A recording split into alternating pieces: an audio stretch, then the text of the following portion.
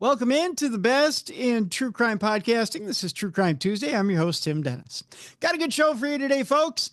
Today, we're going to go a little astray from the world of true crime. We're going to jump into the world of crime fiction. I read a very cool book this past weekend. I read a book by the name of A Hate Crime in Brooklyn. It's written by a man by the name of David Secular, who's had an interesting career on his own before he even got into the world of crime fiction.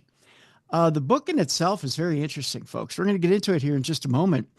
It has to do literally with a hate crime in Brooklyn, which highlights historical oppression of women, racial injustice, and offers hope for resolutions. It's a very, very good book, which is expansive. It's a great book, especially for this winter, to sit down if you've got a little bit of time to read, because it's a little longer than most novels, but believe it or not, action-packed, has a lot of good stuff in it, runs a couple of different storylines within the storyline, and you get to know these characters. These characters are rich, nice, full story.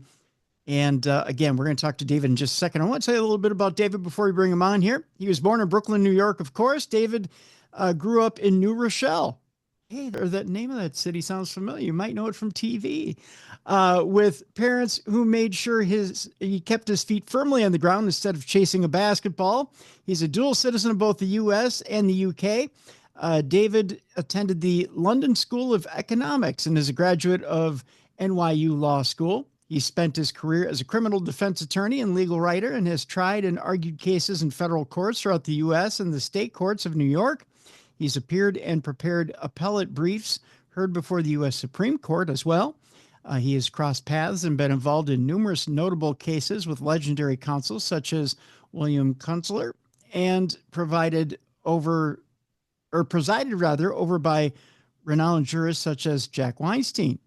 Hate Crime in Brooklyn is the realization of a lifelong dream to expand his horizons and turn his writing talents towards fiction and stories that reflect his experiences and the unforgettable people he has been privileged to meet and represent throughout his career. We have a link in the description of this program to this wonderful book, A Hate Crime in Brooklyn. Ladies and gentlemen, let's welcome in for the first time, and certainly not the last, David Secular. David, welcome into the program today. Oh, thank you. That could be the kindest introduction I've ever heard with my name attached to it. Oh, well, thank you. There's a little blurb in the back of the book that explains exactly where you got the inspiration for the book, but I want you to expound on it a little bit as to exactly where the inspiration for this book comes from, because it's interesting that one of the main characters you pull from comes from Albania, which, when we think of Eastern European countries and the Eastern European influence you could pull from, Albania is quite a small country to pull from. But tell me a little bit about your influences of where you pull from and why you pulled from that country in particular. That's a great first question. It actually really might have been the initial spark even for the concept of writing this novel. Is my career has pretty much taken me all over the place. I had a state court practice for a while in public defender organizations. Then I went into private practice in New York. And then my practice in New York had kind of transitioned to a federal practice in New York. Then I went into, don't want to diverge too much, but I joined some federal defender organizations, one in upstate New York and then one down in Tampa, Florida. And then for some personal reasons in 2011, I had came back to practice in state court in Brooklyn. So I had kind of had a pretty extensive career. And up until 2011, until 2011, from like 1990 to 2011, for a period of over 20 years, I was really practicing in the federal courts. And then when I came back to practice in state court in Brooklyn, I met an Albanian woman who I had become friends with, and we really became close friends. And she was even introduced me to her family, and I had never heard anything, never met anybody from Albania, knew nothing about Albania, and I had always kind of, I don't know whether prided myself may be the wrong word, but I'd always considered myself actually to be an extremely fortunate, but of always having a life filled with people from all sorts of different backgrounds, nationalities, races, religions, everything. And actually, it's been one of the things I feel most blessed in my life, which may sound strange in today's world, but I would like to advocate that that's what makes anybody a better person, and have a richer life. But so when and actually she's mentioned in an author's note, the two protagonists in the book are mentioned in an author's note at the end of the book. So when I met Zelfa, she told me some things about Albanian culture that were absolutely stunning to me. One of those actually was the fact that in during World War II, Albania was the only country in Europe where the Jewish population actually increased. And that was because Albania has, and it's referenced in the book, has this ancient code of conduct called the Kanun. Yes. And the Kanun requires that nobody is exalted like the guest. And if somebody comes knocking on your door, not only do you have to welcome them in, but you have to give them refuge, even taking precedence over your own family. So, not to digress too much, but during World War II, Albanians, if there weren't that many, but any Jews that were able to make it to Albania in seeking refuge, usually trying to get to yet another country and then get out of Europe completely. But if they made it to Albania, they were never given up by to the Nazis. They were protected and heroically. And there's actually a documentary about it, incredible documentary what they did. So that was one part of Albanian culture that amazed me. But the other parts that I ended up learning through my friend and my family was that going back to the Kanun, it's a culture of arranged marriages. It's a culture of unbelievable, almost mind-boggling traditions, which forms I don't know whether it's a giveaway or not. I wouldn't call it a giveaway, but I'd let you allude to it if you'd like to. But Oh no, some you. traditions that Well, are traditions that are kind of mind-boggling. One tradition is in the book is that a gift that and the Kanun is still very much intact in northern Albania, in parts of northern Albania. And one of the traditions is that the marriage is arranged, and after the marriage is arranged, the woman before her marriage, before the wedding, I don't know, you want to call the fiance or the woman that is about to be married, must present to her husband a bullet. And that bullet is to be used to take her life if she's ever unfaithful. And it's just mind-boggling to me, these traditions, and the denigration of women and it's not even second-class citizenship. It's just incredible. There's actually a movie that was out a few years ago called Sworn Virgins. And I'm sure it could be Googled, people could watch it. But Sworn Virgins is about women in northern Albania that changed sex and tried to transform themselves to men, and even if they still felt like a woman, would make themselves into men, and then they'd go to some seek a community far away from where they lived, and then live a single life as a sworn virgin, presenting themselves as a man rather than suffer the fate of an arranged marriage. And it's actually yeah, it is a movie that could be Googled. So Wow. anyway, those cultures, I kind of couldn't. I had never encountered anything like that. Never encountered anything and it's such a um, trapped kind of closeted culture, and not having ever heard anything about it before, and learning about it, I actually did. I started to read about the canoon.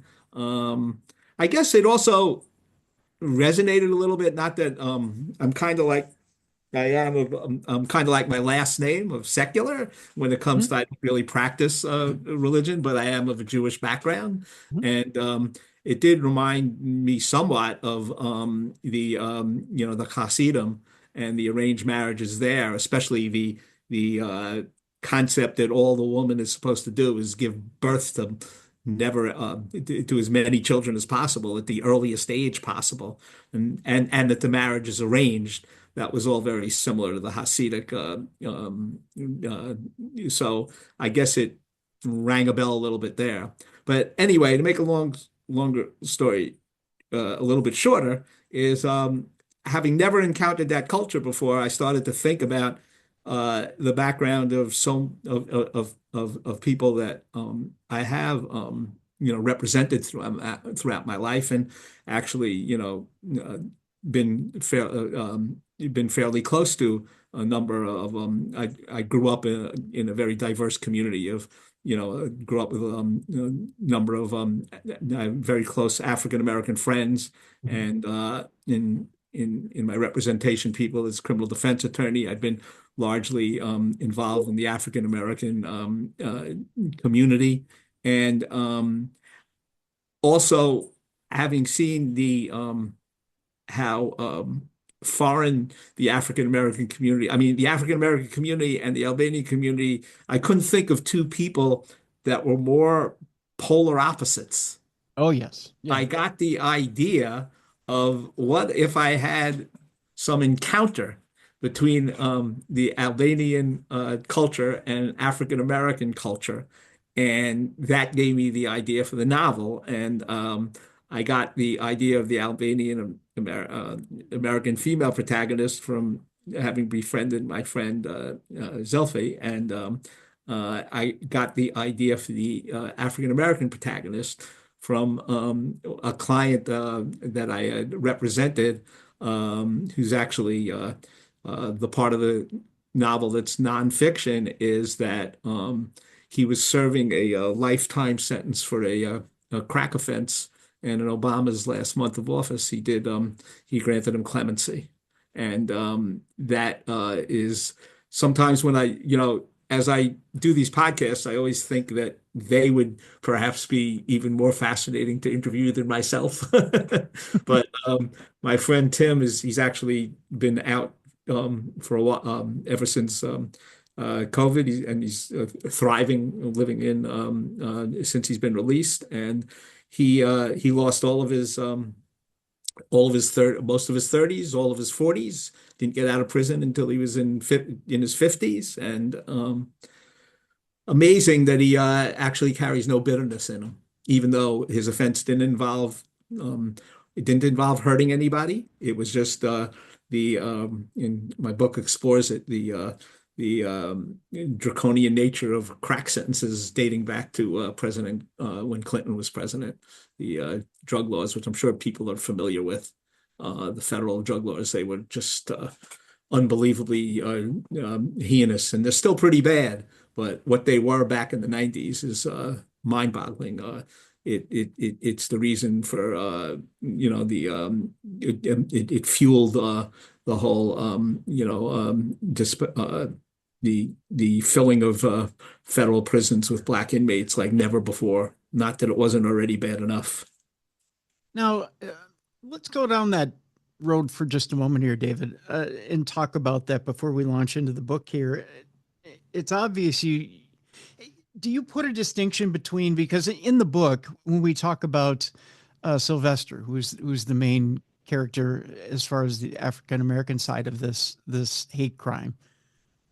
You talk about him getting popped for marijuana and getting a substantial sentence to begin with as a juvenile for marijuana, and then graduating to crack and getting trapped by economic circumstances. And that happens more often than not in low income situations, especially in the inner city, and that's more the story than not in New York. I know that, having had a stepdad who was from the Bronx and from Harlem, and that was the situation with him and his brothers. And boy, we could sit here and swap war stories all day long. Right. You and I could. Whether we'd maintain the audience or not, I don't know if we would, but we could swap those war stories back and forth. But when we make that dividing line when it comes to the federal government, and especially in those days, is there a dividing line? Is one drug worse than the other? Was marijuana worse than it? Because when I'm reading the book,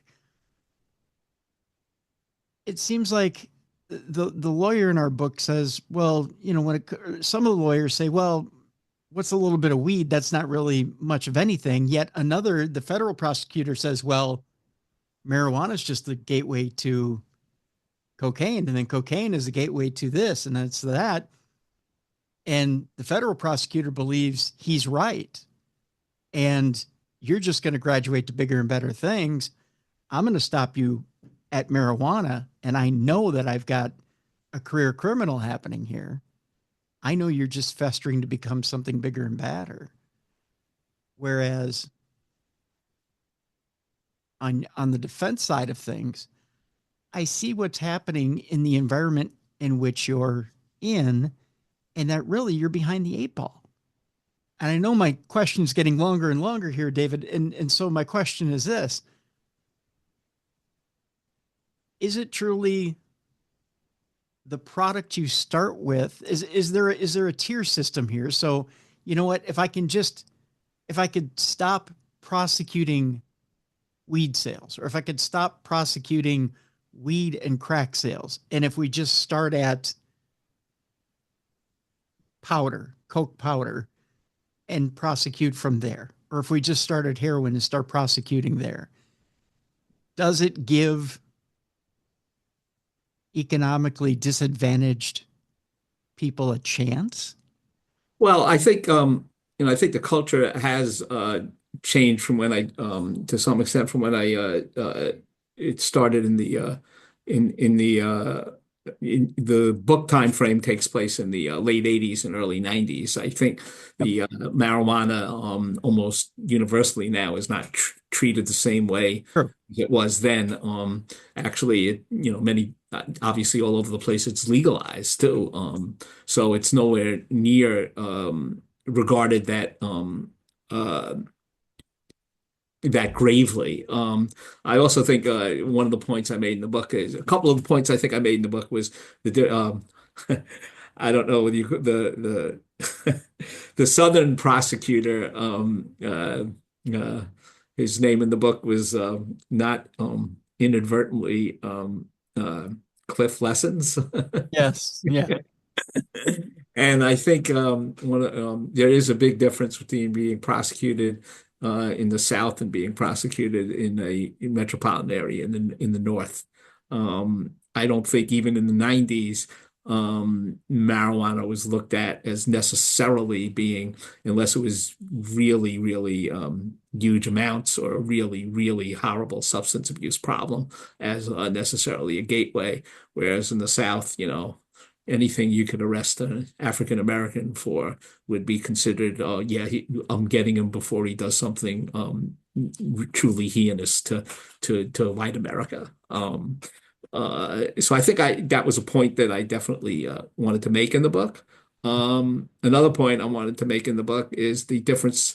There's always been like a difference, and it exists today in the federal system and the state system. And the federal system, it's tried to ease up a little bit, like the crack. The one of the crack offenses are not. It used to be like you had to do.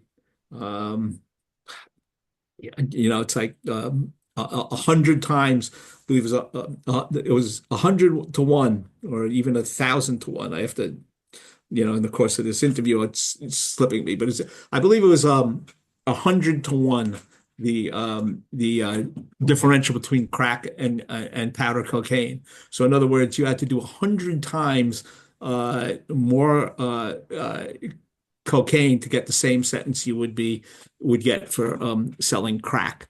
And that's why it ended up being such a black inner city offense, because most of the white people in the suburbs were doing cocaine, and and the crack was real inner city, took off really in the inner cities, and the disparity in punishment was just like so unjustified, and so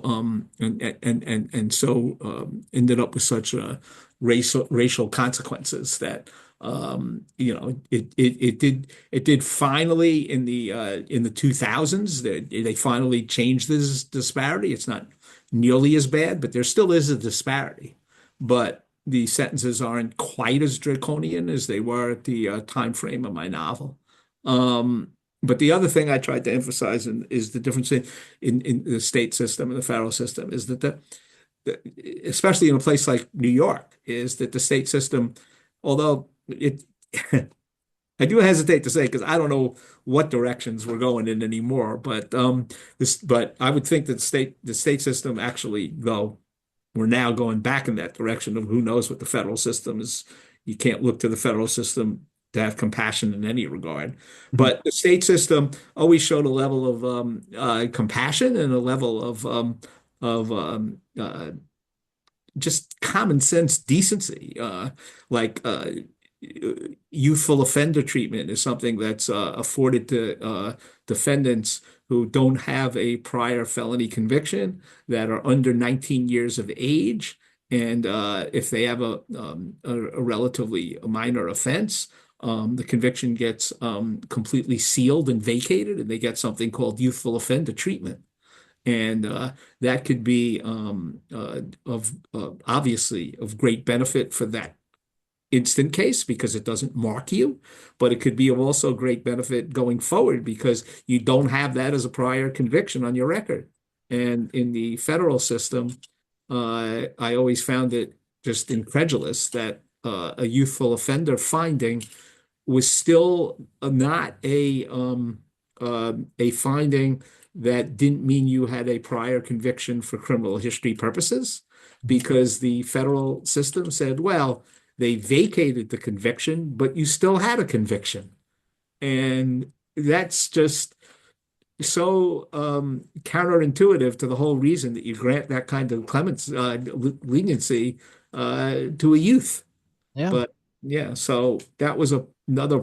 So I guess to crystallize it, two of the points I did really want to make is the difference between the South and North, which still really exists, and the difference between the federal system and the state system. And I think that you have to almost operate in the system, or unfortunately be prosecuted in the system, to really truly understand how sometimes it's hard to really believe that justice is being served.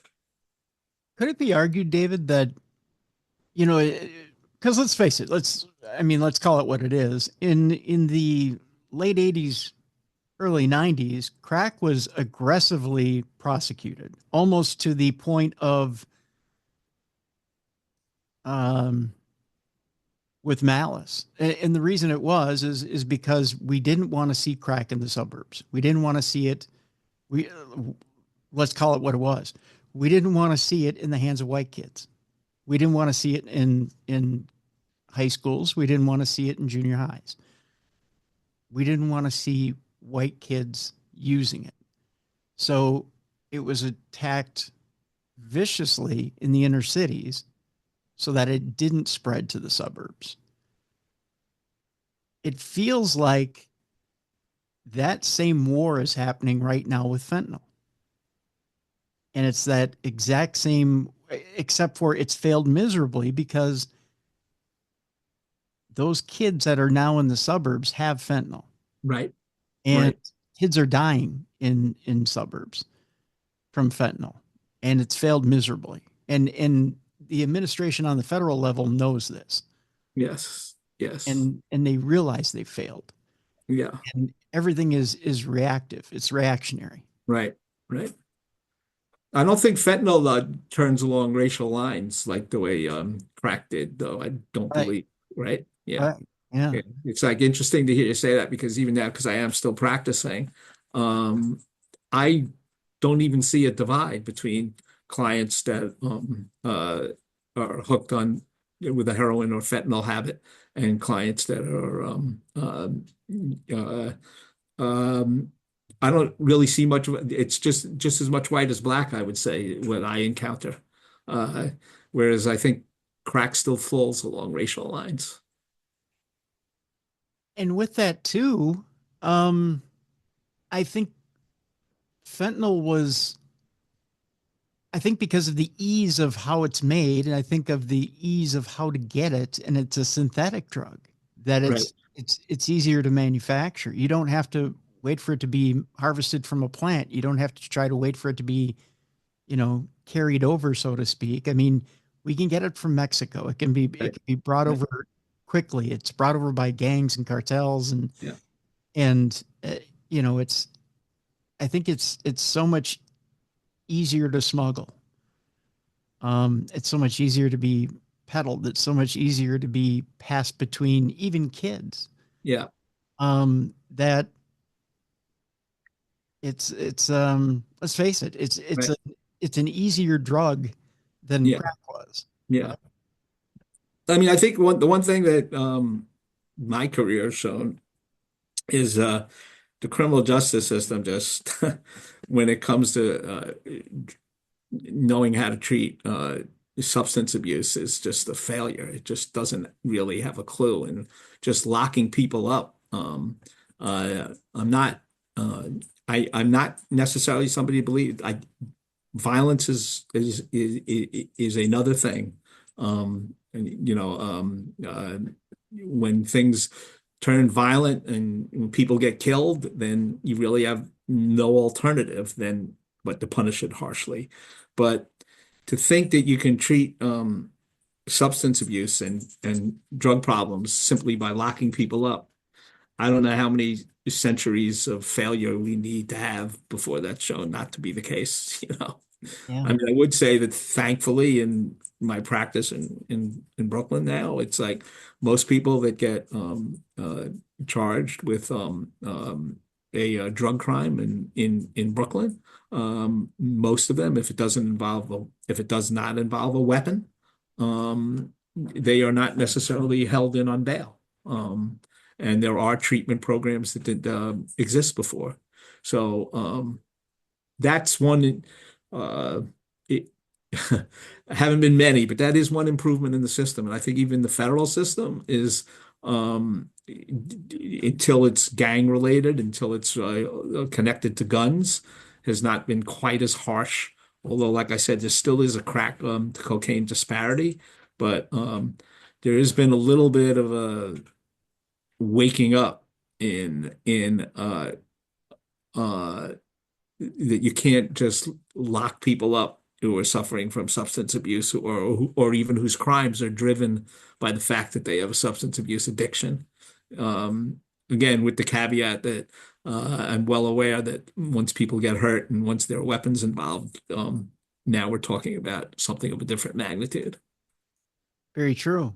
Do you find then in your practice that if someone gets popped for dealing even on a smaller scale, that if they're willing to kick up and turn somebody in and turn in a bigger fish, so to speak, that Well, it's treatment rather than jail yeah.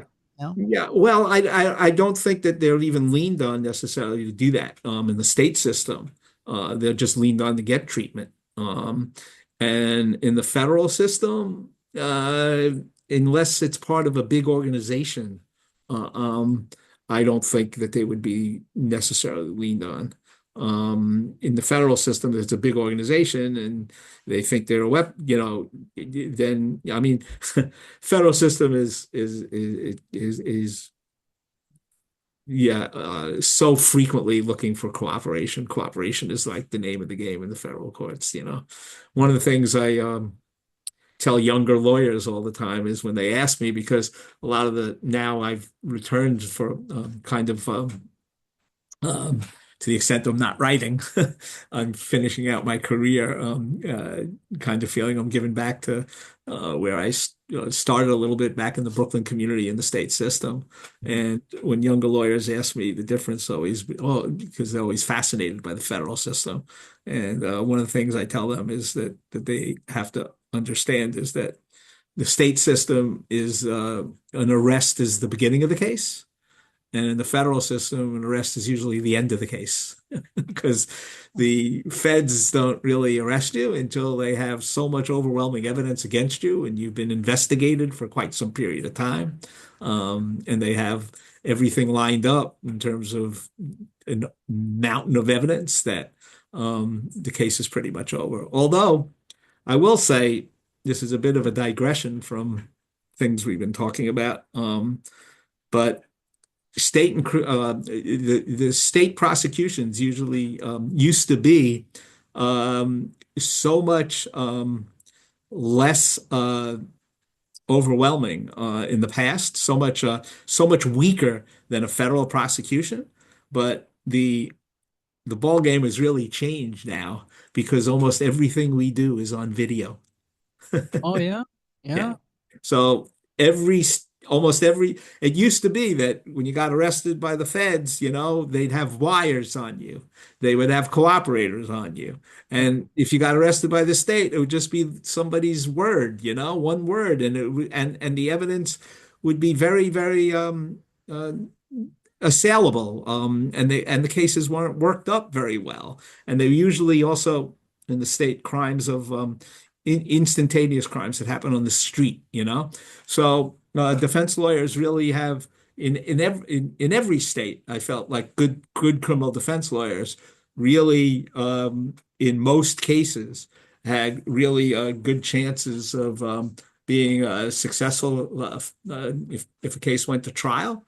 But the equation has really, really changed now because you'd be astounded to know, like I would say 9 out of 10 times there's video of what happened. Whether it's on the street from all the video on the just out on uh, telephone wires or whatever, or just out by traffic lights or just out on the street, videos all over the place. And I'm not saying this is necessarily a bad thing. I'm not, I defend people, but I'm not saying it's a bad thing. But store owners always have video in the store. I mean, and everybody has a video in their pocket, their phone. So, in the last 20 years, it's mind-boggling how the equation has changed between the disparity of a strength of a state case and a federal case. Wow. I suppose that as a defense lawyer, that has to make your job incredibly tough.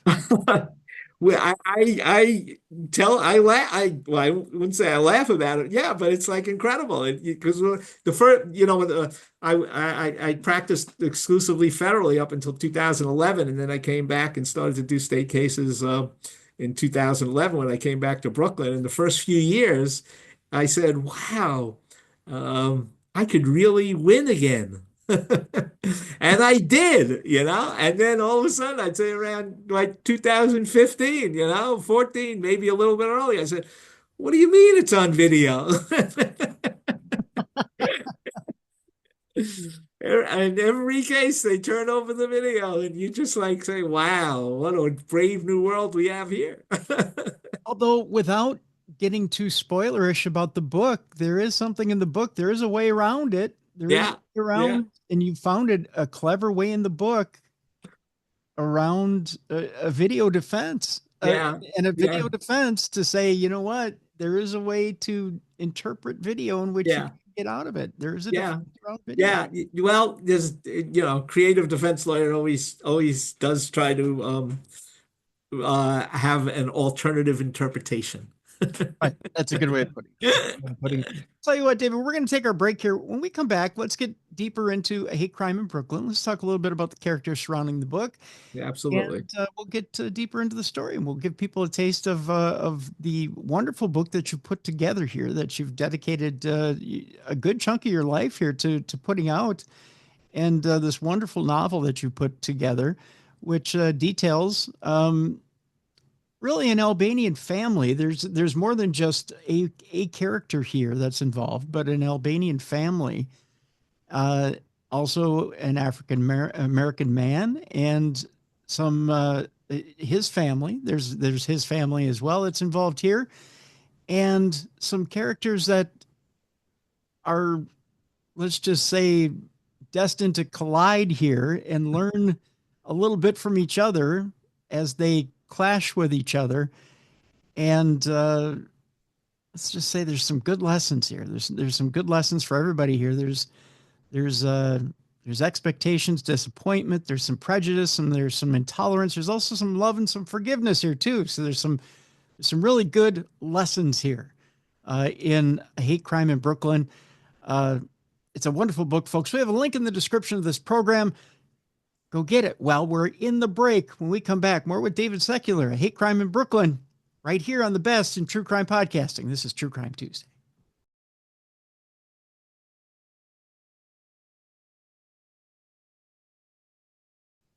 Welcome back to the best in true crime podcasting. This is True Crime Tuesday. I'm your host, Tim Dennis. My guest is David Secular. The book is a wonderful one. The novel is A Hate Crime in Brooklyn. And we have a link in the description of this program so you can get it for yourself. Before the break, David, we were talking, teasing that we're going to get into a little bit here and talk a little bit about the characters surrounded here in A Hate Crime in Brooklyn. Let's start it off. We'll start it off by teasing and talking a little bit about one of the more alarming passages that repeats throughout the novel. And you mentioned a little bit about it, about that bullet, that silver bullet, the bullet of infidelity. And it surrounds a character by the name of Sofia, who's been promised to her husband, Edward, here in the States. And she's only 15 when she comes over to the States. Incredibly young. And you could tell she doesn't want to come over here, but there's been a significant dowry paid to her parents in Albania. So she does what she must. The impression she has of America is, of course, she's wide-eyed and bushy-tailed when she gets here, I get to use a phrase.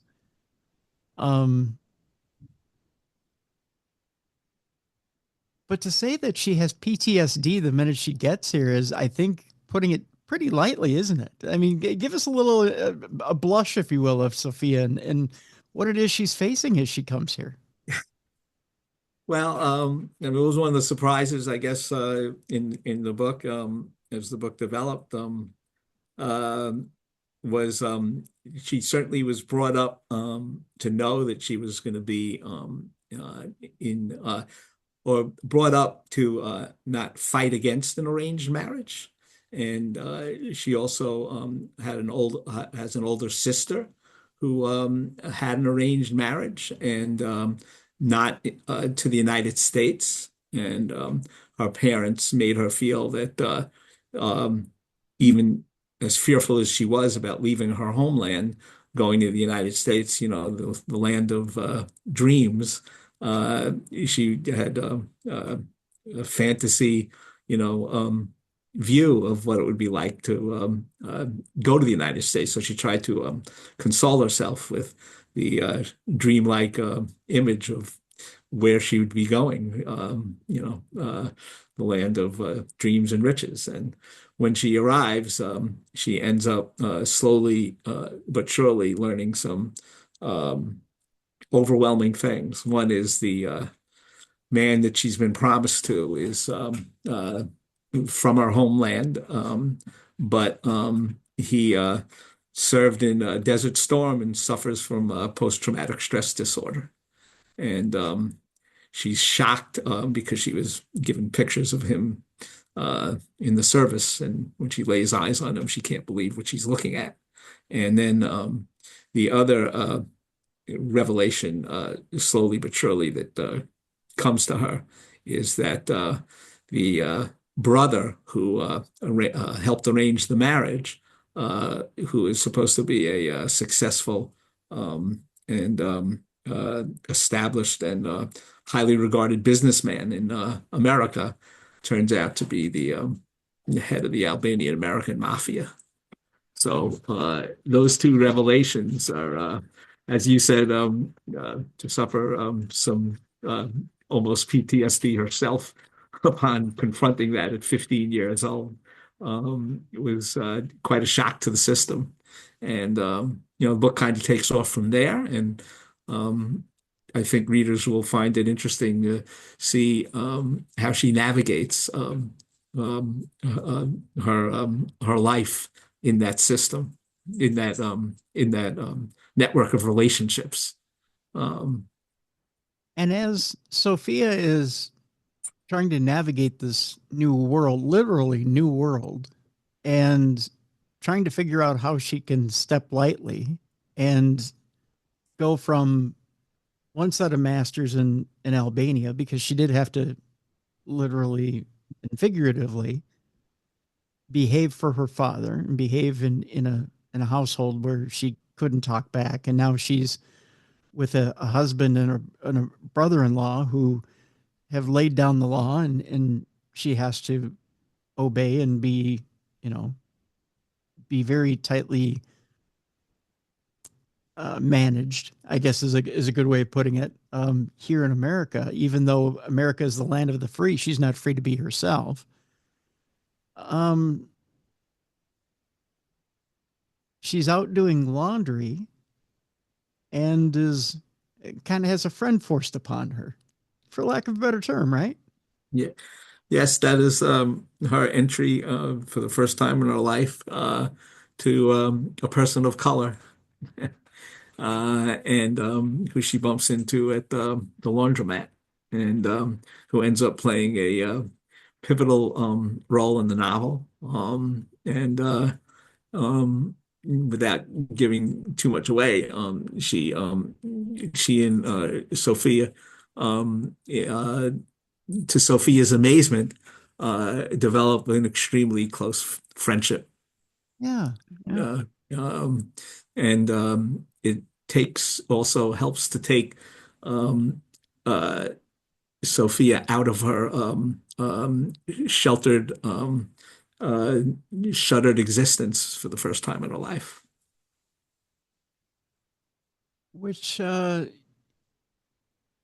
there's a couple of things here that get Sophia moving. One of them is that this friend of hers has a small child, and it's hard for Sophia to imagine moving forward with Edward, because Edward has problems, you know, being it's a nice way of putting this here, David.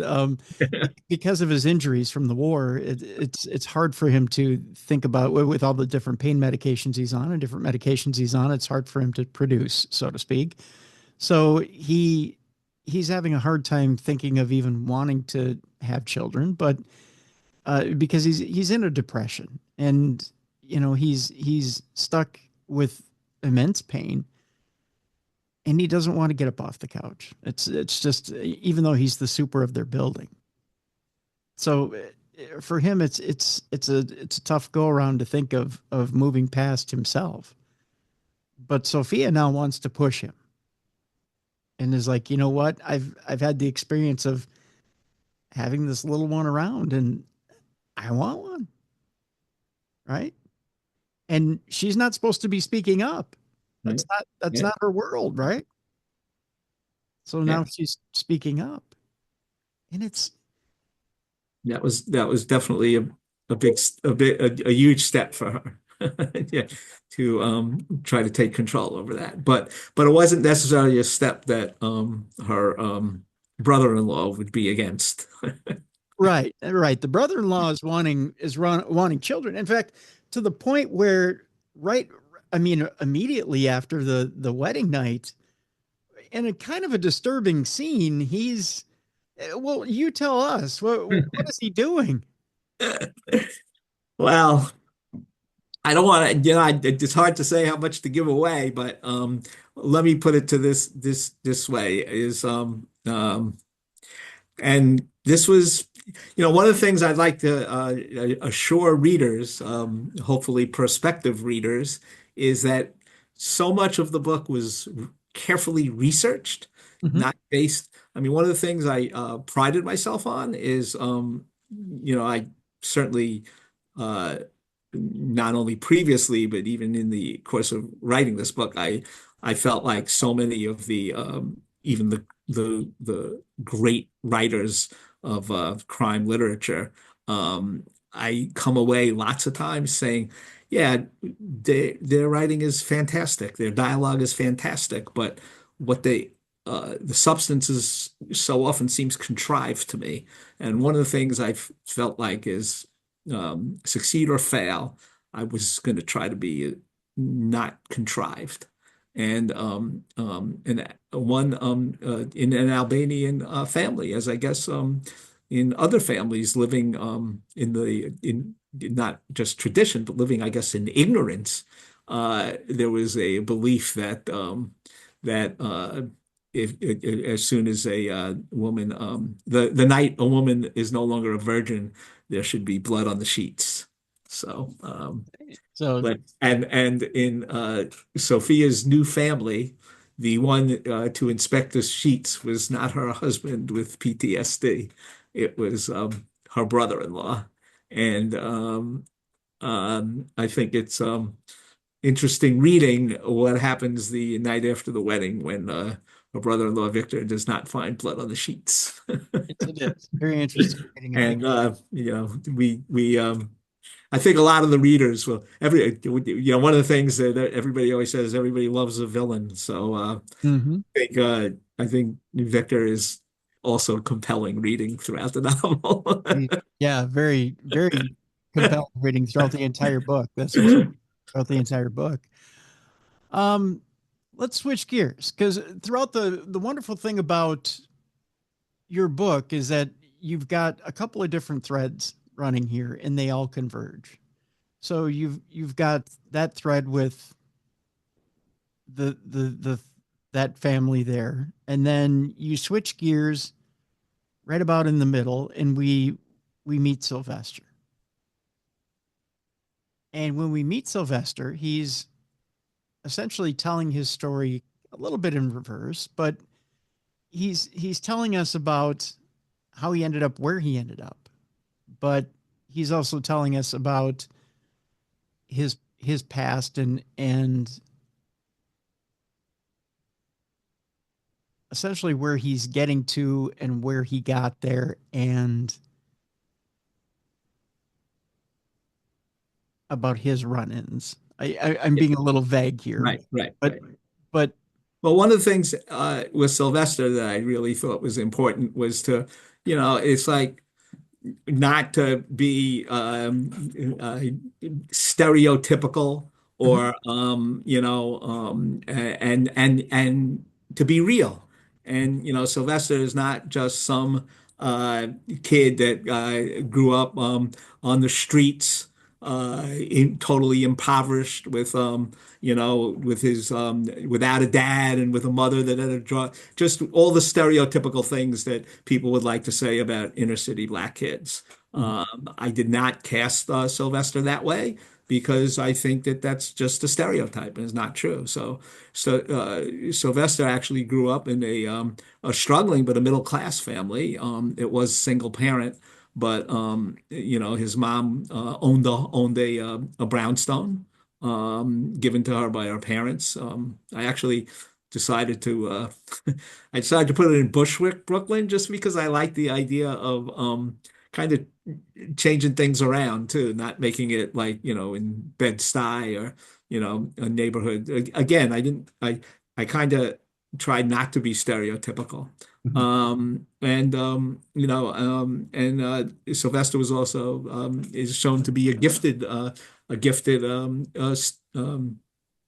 well, artist actually, and his life is really looks like it's going in the right direction. But unfortunately, some events happened to him, and then there's a real economic crisis in the family, and that makes Sylvester feel like, in the end, society leaves few options for somebody, even if he has some means and some talents and some education, the society still will always turn their back and close their door on anybody, on a young man of color and a family of color. And And he's working hard. It's not that he's not working hard. He's just not be able, he's not able to make the means fast enough to make means to solve his situation. right, right, and that's and so I really yeah, I really, like I said, I really worked hard to make Sylvester a truly fully dimensional person and not play the stereotype. And I think hopefully it came off pretty well. Yeah, yeah, yeah. He's very much a sympathetic character, that's for sure, and a very much an upstanding young man, that's for sure. Um, and he's surrounded by some interesting characters. I think Professor Marvel is very much an interesting character, that's for sure.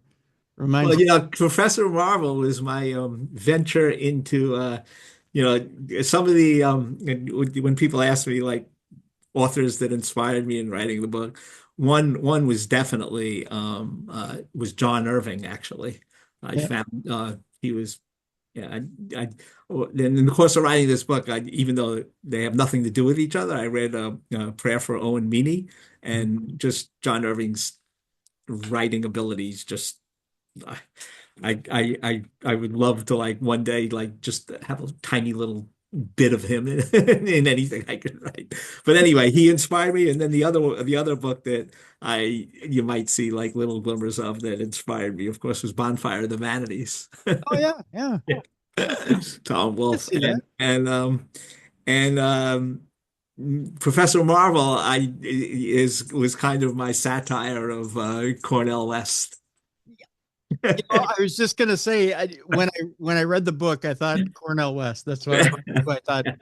In fact, I even saw the hair and everything. I thought Cornell West. Yeah. I have great respect for Professor West, so I hope he doesn't get mad if he ever reads the book. I don't think so. No. No. He actually, I would expect he'll get a real kick out of it. Yeah. Yeah. I just have to figure out a way for him to listen in on your podcast and buy a copy. You wouldn't give him a copy, even though it's written about I it. actually would. If he won, I would actually, after I get off with you, I'll tell my publisher, hey, we got to get one in Cornell West. There you go. There you go. Yeah. No, I completely thought that was Cornell West. When in fact, as I was reading especially the courtroom scenes, I thought Yeah. that to me that's him, speech and all. Um, yeah, but so we've got Sylvester there, and then trying to decide how deep we go into this here today. Yeah. That's for sure, David, because you can't get too far into the book without revealing quite a bit. Yeah. So, but then uh, essentially, I know we have to get to a point where we get to the crux of things and kick things off. And I'm leaving it to you to tell people the flashpoint where things. Well, I mean, a couple of things is I guess even before well, I guess well, the flashpoint is what is obviously the crime, and where again, I guess we want to tread a little lightly, because I do want people not to I want people to find out from reading the book, but that's where Sylvester and Sophia's lives interact and change forever. And there's on the day they meet, there's a a festival taking place in Prospect Park, an Albanian-American festival, the first time it's ever been held in Prospect Park. And Sylvester is at liberty, and he goes for his weekly run in Prospect Park, where he afterwards he meets the professor for lunch, because the professor West is vanquishing people at the chessboards in Prospect Park. And at the end of the festival, Sophia uh, has a fight with her daughter, and they're taking when they're taking their husband home. She's running out of the park. I don't want to necessarily get in too much detail, but there is a collision with Sylvester, and that collision leads to what ends up being a crime ultimately. And Sylvester's the victim. And and then there's we flash forward later, and so rightly or wrongly, Sophia is charged with being involved in the crime against Sylvester, and there's a federal trial that takes place. And I guess I should say that I guess in many ways, although it's not autobiographical in any way, but in many ways, the two things that were, I guess, easiest to write was the defense attorney, who I could just use myself as a springboard to in the character of the defense attorney. His name actually is Davidsherman. Yep. As mine, so he even has my first name, um, and I'd like to think also that one of the things I felt I was able to do throughout the book was, when it came to the courtroom scenes, the writing was the easiest, because I would just pretend it was a real case and figure out when I get into the cross-examinations, it was amazing to me how I never had to search for anything. I just could just do it, Yeah. Yeah. which made me kind of happy. Like I said, I feel like I mean, maybe it's egotistical of me, but I've read a lot of the great courtroom authors. I mean, obviously the best of the best is Grisham. But I'd like to, you know, without being too egomaniacal, I feel my courtroom scenes are the product of decades of trials in both federal and state courts.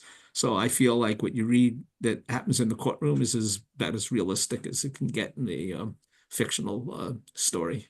Well, no, everything was very, very much so very realistic. Down to, and I'll even give you this, David, down to the fact that during recess for lunch, you didn't go out to lunch. Right, right. You ate in the courtroom. That's right. That's right. Yeah, I'll give you that. That was refreshing. Yeah, there you go. Yeah, you just simply unwrapped your sandwich and talked to your client. That's right. Yeah, I felt like I had to bring that up with you today. There you go. Well, I don't know. In real life, I've been known for like getting judges mad at me because I said, you know what, I'm going for lunch. And come back, and judge said, I told you to be back here at 2:15. It's 2:30. I said, oh God. Haven't I worked hard enough on this case? Yeah. I thought that was an interesting little twist, because I've never heard of. I mean, maybe that's just me. I always assumed that lawyers just went out to lunch and came back, but Yeah. the just the little twist of Yeah. taking out a sandwich and eating it right Right. there was to me, I thought it was brilliant. Yeah, yeah. Well, I think that there's divergences in the Sherman character and the David Secular character as well. Yeah, yeah. No, there's okay, so I don't know if we go into this or not, but the Sherman character does bring in another lawyer, do we talk about Well, her? you can talk about, yeah, I mean, he does, bring in his, I guess we could talk about it. I mean, without revealing too much, but, I uh, just want to know where the inspiration for that second character was. well, it was interesting. The biggest editor of the book was actually my brother, who's also a lawyer. And thankfully, he read every version of the novel, and we would like bounce things off each other all the time.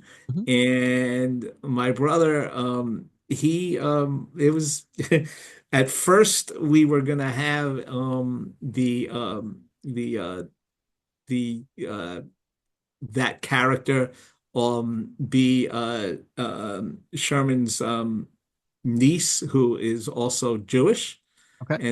And then my brother actually we banged these things back and forth a little bit, and then my brother sort of said, I think the novel will be more interesting if his niece is African American. And so we said, like, well, how are we going to have that happen? And then we had her marry into the family. So, but Nice. we thought it was important to have an African American attorney, especially with um, Sylvester being the victim of the crime. So I think that makes for that certainly made for an interesting dynamic. Yeah. Like I said, there's lots of brilliant little twists and turns in this book that make you go, interesting. I like that. I like that. I Yeah. like the fact that came out the way that it came out. Yeah. Um, and The yeah, only the only thing I guess we can't reveal, and maybe I'll say this because I hope it like really hooks people into reading the book, is we're not going to reveal the outcome or the full after and immediately what happens following the trial. yes, no, no. I feel that those are I feel like I'd like to say that the chapter, I'd like to hear your reaction to it, but I'd like to feel that one of the biggest surprises in the book is the chapter following the trial. We'll talk about it off air. Yeah, Yeah, talk about it off air. Yeah. but that's a reason to read the book, I It's a bet. shocker. Yeah, it's definitely a shocker. Yeah. Not one you would expect, folks. I'll give you that. Yeah, Yeah. But it, one of the things I mean, yeah, I don't know whether I should get into it right now or a little bit later. But I mean, to me, I feel like I totally appreciate when you talk about the multiple themes and characters and everything else that the book has to offer, I hope, and to attract people to reading it. But when people ask me a lot of times, if I could sum up one of the reasons for writing the book, I think a major, perhaps paramount reason that I wanted that what lies at the heart of the book was a feeling that um, there's such prejudice that exists inside us mhm. that it's not just totally racist people that have prejudice in them, that people have prejudices in them that they don't even realize. Yeah. And I tried to speak to that. And I tried to speak to like really how um, how difficult it is for us to overcome prejudice that I wouldn't say we're born with, but I would say that society drills in us since from almost like when we're as soon as we can think. It is a learned thing, isn't it? It's learned and drilled, like you said. Yeah, right. It's As much as every person will say that they're not prejudiced, I think that there's emotional reactions that we have in this country that, and probably other countries have too, that are just so bottom line racist that it's just Yeah, and people won't admit it to themselves. They'll say that they're not, right. And I would like to think that that's a major theme that I tried to address in the book. Really, really would like to think that that's one of the things that took my book I don't know whether this is like an egotistical statement, but one of the things I felt took my book beyond just being a crime thriller, I guess. Yeah, no, that's fair. That's very fair. Yeah. Because, I mean, we'll just be flat out honest here, David. We're living in tumultuous times again. And I don't know why. There's in 2025, and I'll get on a small soapbox here. I come from a mixed family. And to me, it doesn't make sense why people just can't look past simple things. Yeah, Simple it's things like whether it be people's different religions or skin colors or whatever it be, we're all just human beings, right? And the idea of America is a beautiful idea, a big experiment, right? Where we all get together, we all get in this thing together, and we all get along, so that we can all move a country forward, and we all get together in this huge experiment and make something great, right? This huge melting pot where we get together, all these cultures get together and make something special. One big country of a special thing, Mhm. right? And the idea was that we would all come together and make something special. One big goulash, if you will, right? Right. One big cultural goulash. But it's, I know it's yeah. it, Where we thought where we thought we were going in 2008 and where we have gone is so sad. yeah, yeah, It's just and it's beyond it's so sad. yeah. And and you just don't know when it's going to end, you know. It's like just going back. It just keep going back. And And yeah. I don't know what it takes for people to get refocused. I don't know if Yeah. people need civics lessons or what it is, uh, but uh, it's just a matter of refocusing on what the main goal was behind the country, and that is And to, the other, you know, depressing thought is whether it's just all been lying in wait and now been allowed to be totally unleashed all over again. yeah. I hate the idea that they say, well, history is doomed to repeat itself. Nothing's Right. ever doomed to repeat. I That's right. mean, you can avoid Absolutely. the horrors of the past if you Yeah. just stay vigilant, right? Yeah. Move forward. Well, we just have yeah, we just have to hope there's going to be some standing up to what we see in front of us right now, you know.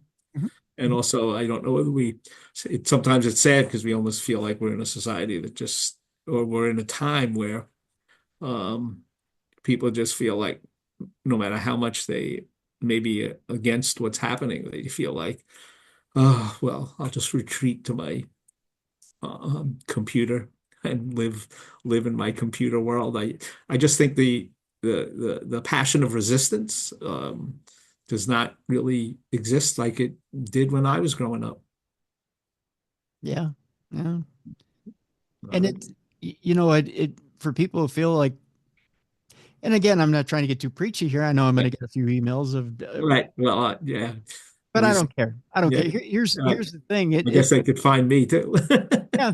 Well, but I know. here's the Yeah. thing. I mean, if people don't like the show, there's another Right. show, Yeah. right? I mean, there's not meaning another show like another show, Right. but I mean, there's another show down the line.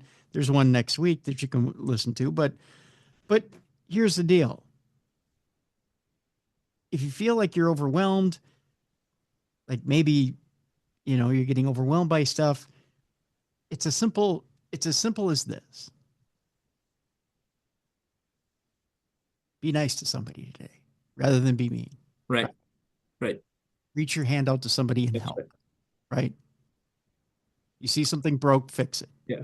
Exactly. It's as simple as Exactly. one Exactly. simple act. Right. You see something bad, speak out about it rather than stay silent. You're absolutely right. That's all it Absolutely right. is. Yeah. Yeah. You know, That's right. That's right. Darkness can't exist if there's light. Yeah. That's all there is. Yep. Yep. Yeah. Well, we just have to keep hoping, right? That's right. But anyway, I hope the novel does show some glimmer of hope in that regard, actually. Yeah. Well, uh, I'll tell you this much. There's a happy end. Can I say there's a happy ending? Yeah, sure, Yes, sure. there is a happy ending to the novel. I encourage you to go get it, folks. I Hate Crime in Brooklyn is the name of the novel. David Secular is our guest. We have a link in the description of this program. Again, maybe if you're feeling a little down about the way things are going out there, I got a solution for you. There's a book here you can read. I Hate Crime in Brooklyn. David, I want to thank you so much for coming out Well, today. thank you. Promoting this book. Thank you. I cannot thank you enough. It's been a fascinating experience, and I totally enjoyed it. Good. Well, I enjoyed it as well. I think now it's time for us to lighten things up a little bit. It's time for us to bring Jessica Freeberg in. It's time now for Dumb Crimes and Stupid Criminals. It's Crayon News story time.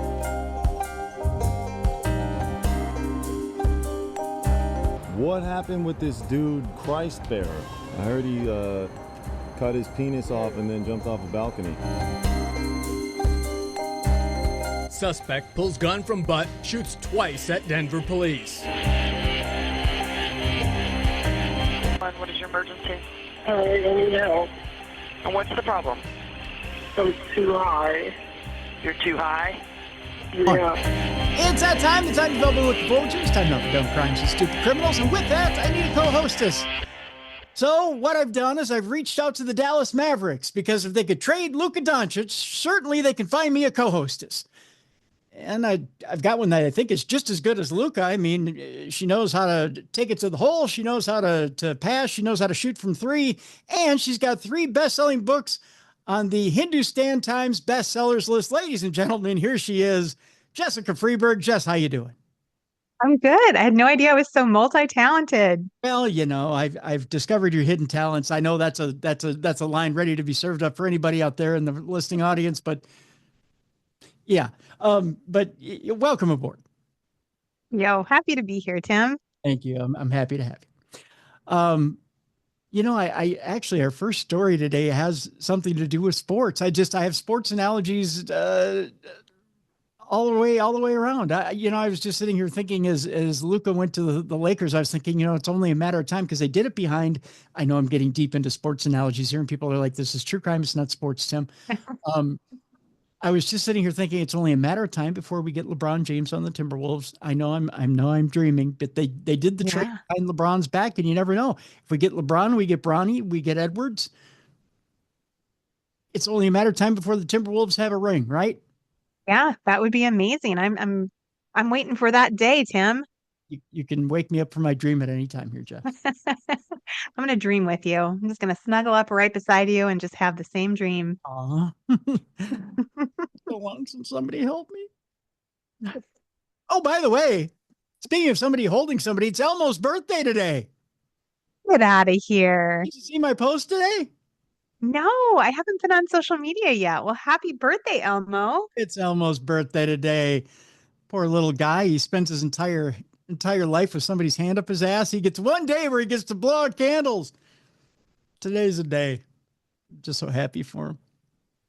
I am too. I hope he does something special with his birthday day. Me too. Yeah. I mean, it's him and all the kids on Sesame Street. So just so happy for him. So. Wow, I miss those days of watching Sesame Street. Yeah. I should go back in time. I do. It was a simpler time, Tim. Didn't have to worry about adult things Well, now it's kind of hard to find. I mean, you kind of have to go to HBO, don't you?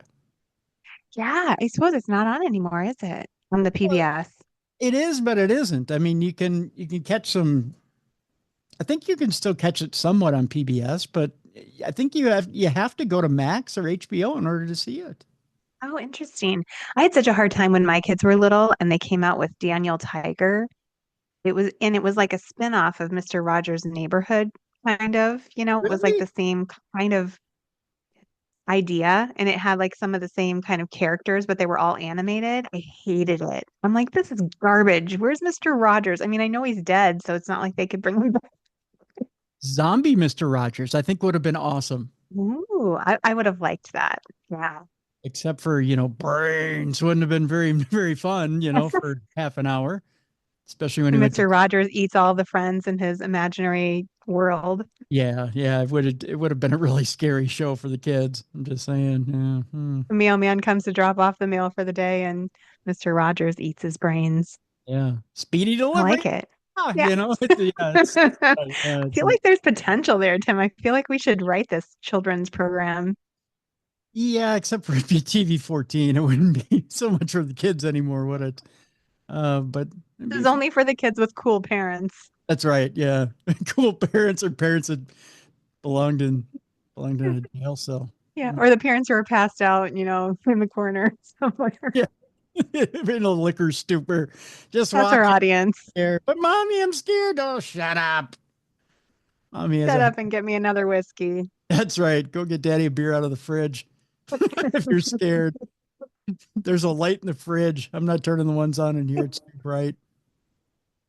Yeah. Oh, But it takes all kinds, I guess, to raise dang it. We better just stick to the dumb Yeah. crimes and stupid Yeah. criminals. Yeah. Well, that's how dumb crimes and stupid criminals get started, isn't it? Right? True. Yeah. True. That's the environment it fosters, I guess. Let's go with the stories here, Jess. Our first one has to start. I said it started with a sports theme. I guess we'll start with a sports theme.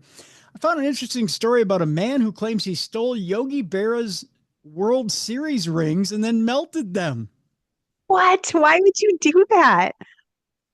because the gold is valuable. I mean, I guess. I would think the ring would be way more valuable. The intrinsic value is 100 times more valuable than the weight of the gold.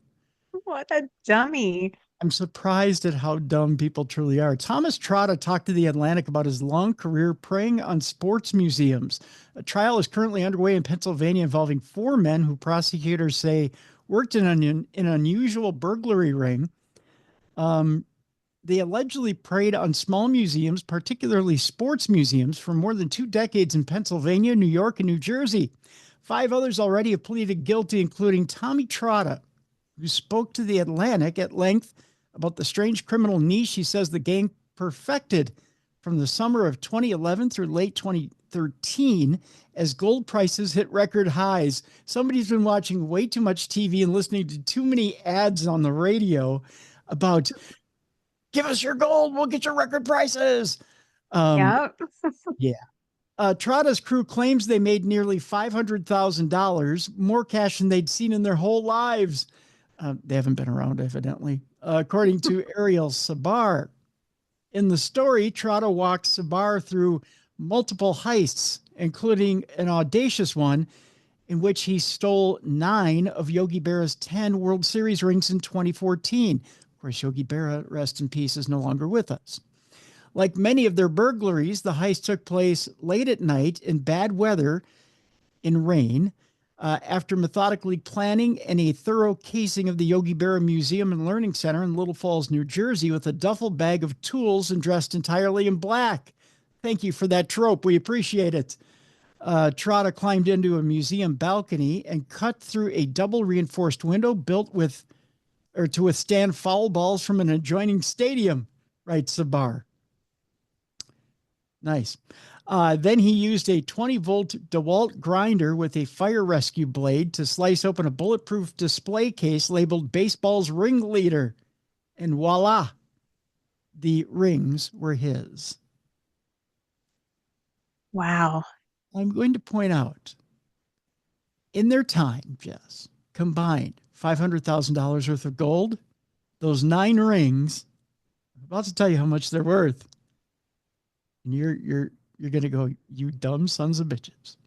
The crew's demise began in earnest in 2019 when Trotta was pulled over on a DUI and DNA linked him to crime scenes. He began cooperating.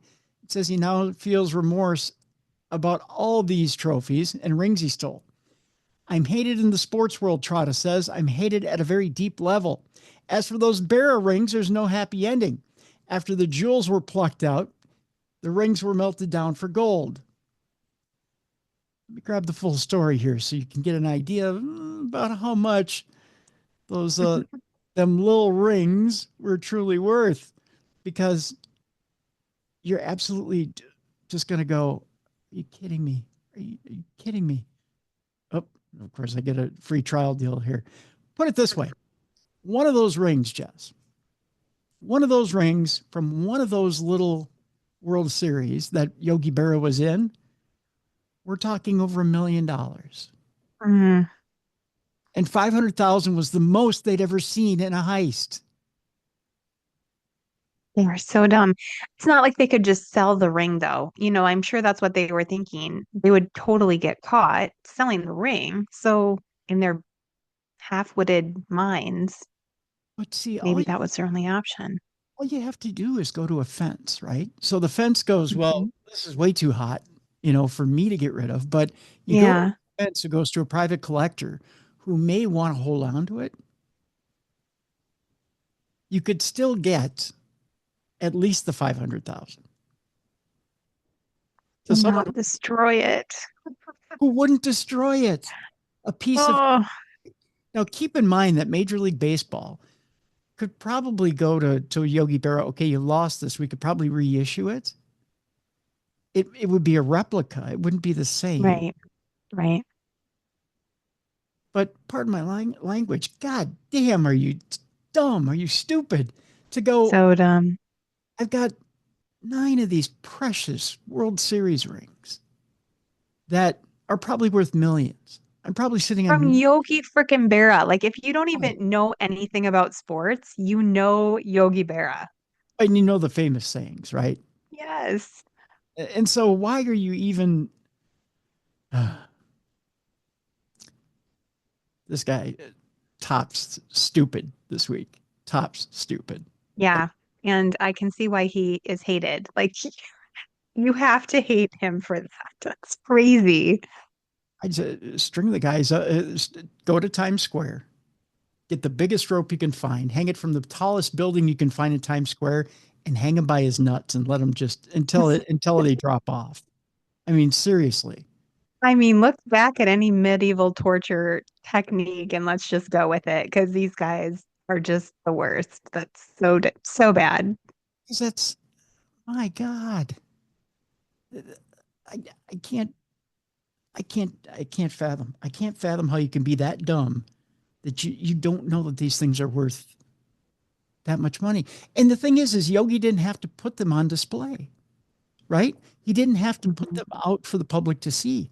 He put them out because he loved the baseball public so much and he loved his fans that much. That he was like, right. They do me no good to sit in my house.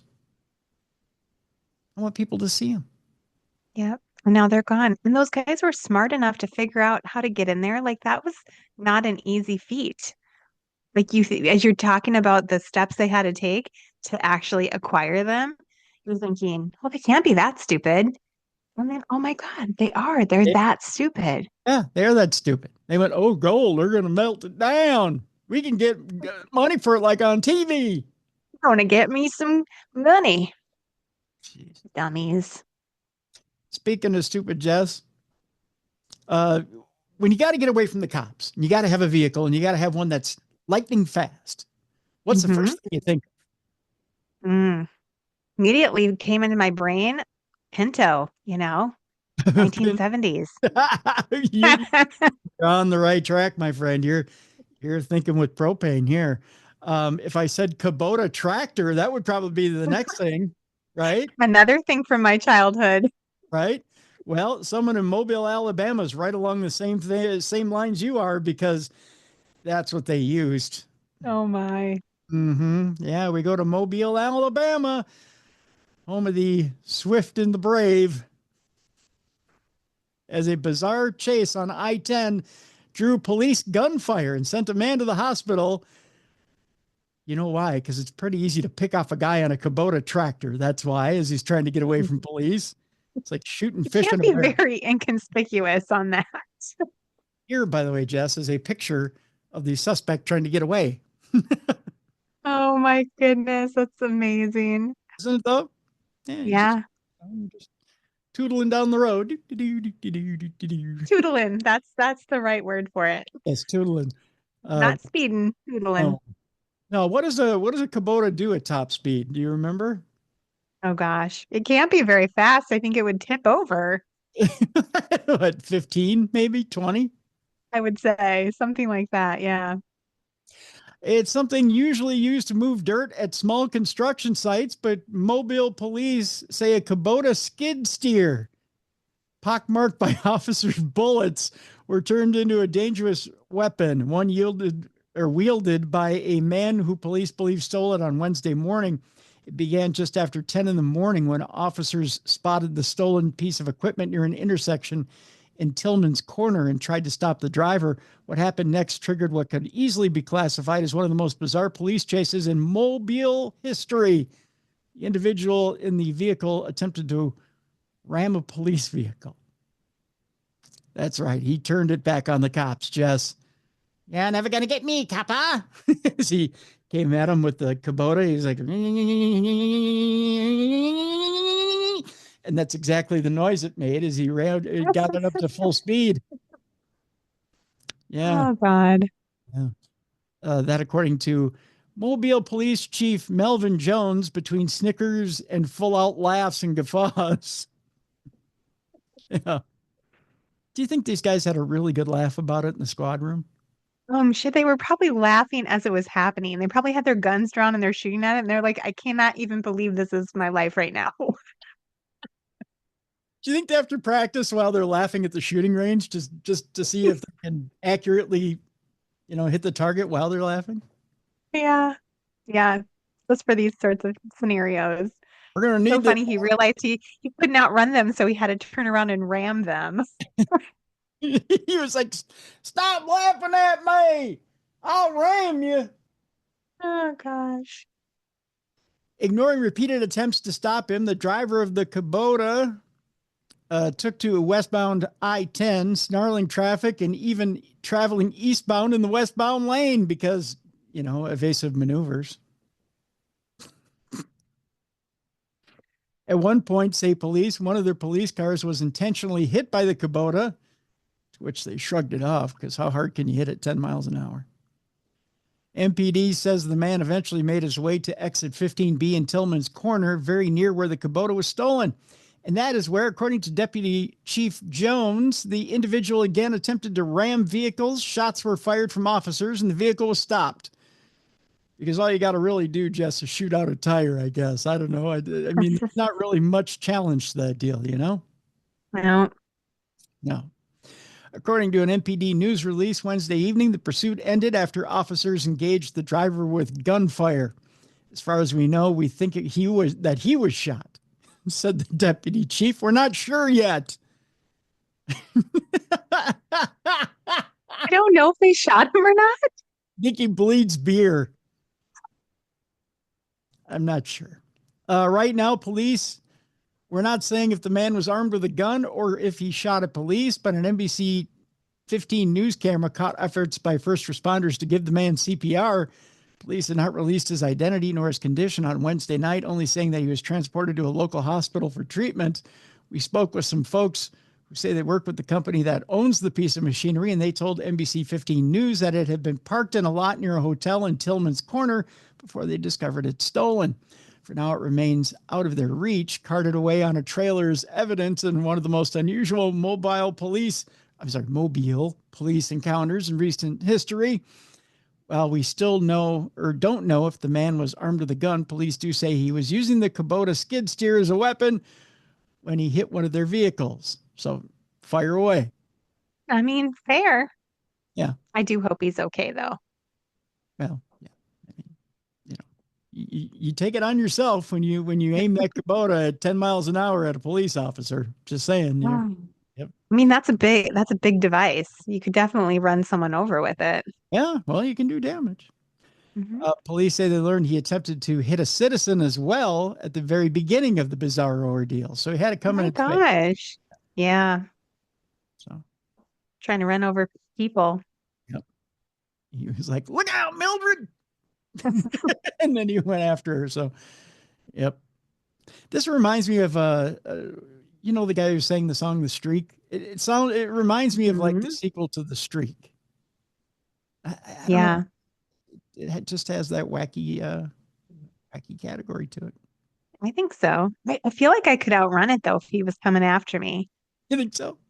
Yeah, I mean, I've been running a lot and I think I could probably go more than 10 or 15 miles an hour if I had to. Well, it's a zigzag patterns, Jess. Outrun a tractor or a zombie. There you go. Or a That's zombie all I kid need. from Mr. Rogers. Yeah. And, either way, Yeah. a zombie Mr. Rogers. We could all outrun a zombie Mr. Rogers, I think. How do we get on that, by the way? It was Happy Birthday, Elmo, zombie Mr. Rogers, guy on a Kubota tractor. It's already got off to a crazy start. This is a good episode. Already. Well, kids, it turns out we talked about bus drivers in the past and wacky bus drivers, right? We got a wacky bus driver this week. All right. Yeah, well, school's in session and we're fresh off winter break. And of course, it gets cold on the school bus this time of year. And if it gets cold on the school bus, you might need a little nip just to keep you warm. Just saying, that's what one school bus driver in Heartland decided. 72-year-old Heartland bus driver was arrested on multiple charges, including OWI, or operating while intoxicated, Jess. Oh, no. Because you do need a little schnapps in the cocoa when you're driving a bus. Just saying. Full of chill. I mean, I understand. I feel it, but as a parent, I would be quite disappointed. Oh, I think they're more than a little disappointed. I think they're downright pissed. That's what it came down to. Although it doesn't surprise me, it's Wisconsin. So Yeah, little Wisconsin. I don't mean to cast aspersions or bring up the old Scotty stereotype here, but don't most bus drivers in Wisconsin drive drunk? I mean, isn't it part of the training? I mean, it's a beer in one hand, the steering wheel in the other, and let's talk about Brett Favre and the Packers. Isn't that part of the deal? Down and shut up, kids. Yeah, shut up back there. Let's talk about why Aaron Rodgers had a sucky year with the Jets. Isn't that pretty much isn't that how the whole thing goes? I think it's in the handbook, probably, but I think that's how it goes. The ordeal unfolded just before 4:30 p.m. when a student called 911 from the school bus to report the concerning behavior. See, snitches get stitches. Either that or they get stitches when they hit the seat, when the bus driver hits the brakes a little too hard after drinking a little bit. Yeah. Yeah. We go to Heartland, Wisconsin, Jess, where a 72-year-old bus driver in Heartland was arrested on Monday and faces multiple charges, including operating while intoxicated, after police said he wouldn't let kids off the bus and was driving erratically. Yeah, you're not getting off here, Nah. That's almost like kidnapping. Well, let's just say Tipsy McStagger had to go to the liquor store first to get more beer, and then I'll drop you off at your house. That's how priorities. Yeah. I got to go get another fit. Another fit is another fit of whiskey. The ordeal unfolded just before 4:30 p.m. when that student called 911 from the school bus to report the concerning behavior. This is why you should get your kids a cell phone for Christmas or their birthday. Yes. Yeah, that's why cell phones at school are a good thing. We couldn't defend ourselves when we were kids. We didn't have such fancy devices. That's right. We just had to hold on for dear life in the back seat while the bus driver drove drunk. Actually, I had a bus driver who got pulled over when he was driving us home. I don't know if I ever told you that story, but No. I don't know what he was doing wrong. I just remember very distinctly being pulled over on the bus and we're all looking at each other and we're like, are we getting pulled over by the cops? Are they going to take him to jail? But they didn't. I don't know what the deal was. His name, though, bus driver's literal name was Dick Crap. Yes. Yeah, Dick Crap. That's my bus driver. Did you ever call him cock poop just for fun? No. See, that's what I would. Yeah. I would have gotten kicked off the bus in like 3 days because I was that kid. I'd have been like, come on, poop. And I would have went to the back of the bus. Yeah, I'm sure he took I'm sure he had a lot of kids that did stuff like that though, because kids are love them, but they can be real pricks sometimes. See, I was that little prick back in school. Yeah. Although I got a ton of laughs. Just saying. Yeah. You were the cool kid. Everybody liked you. That's right. And I masked a lot of pain, Jess, a lot of pain. The driver eventually did stop the bus, and parents who arrived to pick up their children confronted him. I don't think he cared. He was drunk. The entire bus was evacuated, and the driver drove away, according to police. Oh my gosh. He's just taken off in the bus. He's like, I'll see you later. I'm not going to put up with this crap anymore. You can't tell me what to do. You don't know me. He pulled a Maury. You don't know me. You people don't know me. Heartland police later conducted a traffic stop and arrested the driver after further investigation. He was booked into the Waukesha County Jail and referred to the Waukesha County District Attorney's Office on charges of operating while intoxicated. By the way, it was his first offense. With a passenger under 16 years old and second-degree recklessly endangering safety. The bus was operated by, I believe it's Deuceman Transport Company of the Heartland Lakeside School District. The incident remains under investigation by the Heartland Police Department. I think it's pretty much a open and shut like the bus doors type case. Open and shut. Do you think he just dropped off the kids and was like, I gotta get the fuck out of here before you make me blow into something? Yeah, I think so. He was just trying to get home. Yeah. I gotta get home, sleep it off. I could get a shower. I get coffee. You people forgive me, right? It's like maybe nobody noticed. You just listen. Nobody saw anything, okay? All right. You kids be good. See you tomorrow. It was like Oh gosh. he was like Santa. He waved and then went off on a sleigh. Swerving down the road like a drunken idiot. Remember, rate and review. Give me 5 stars on Yelp.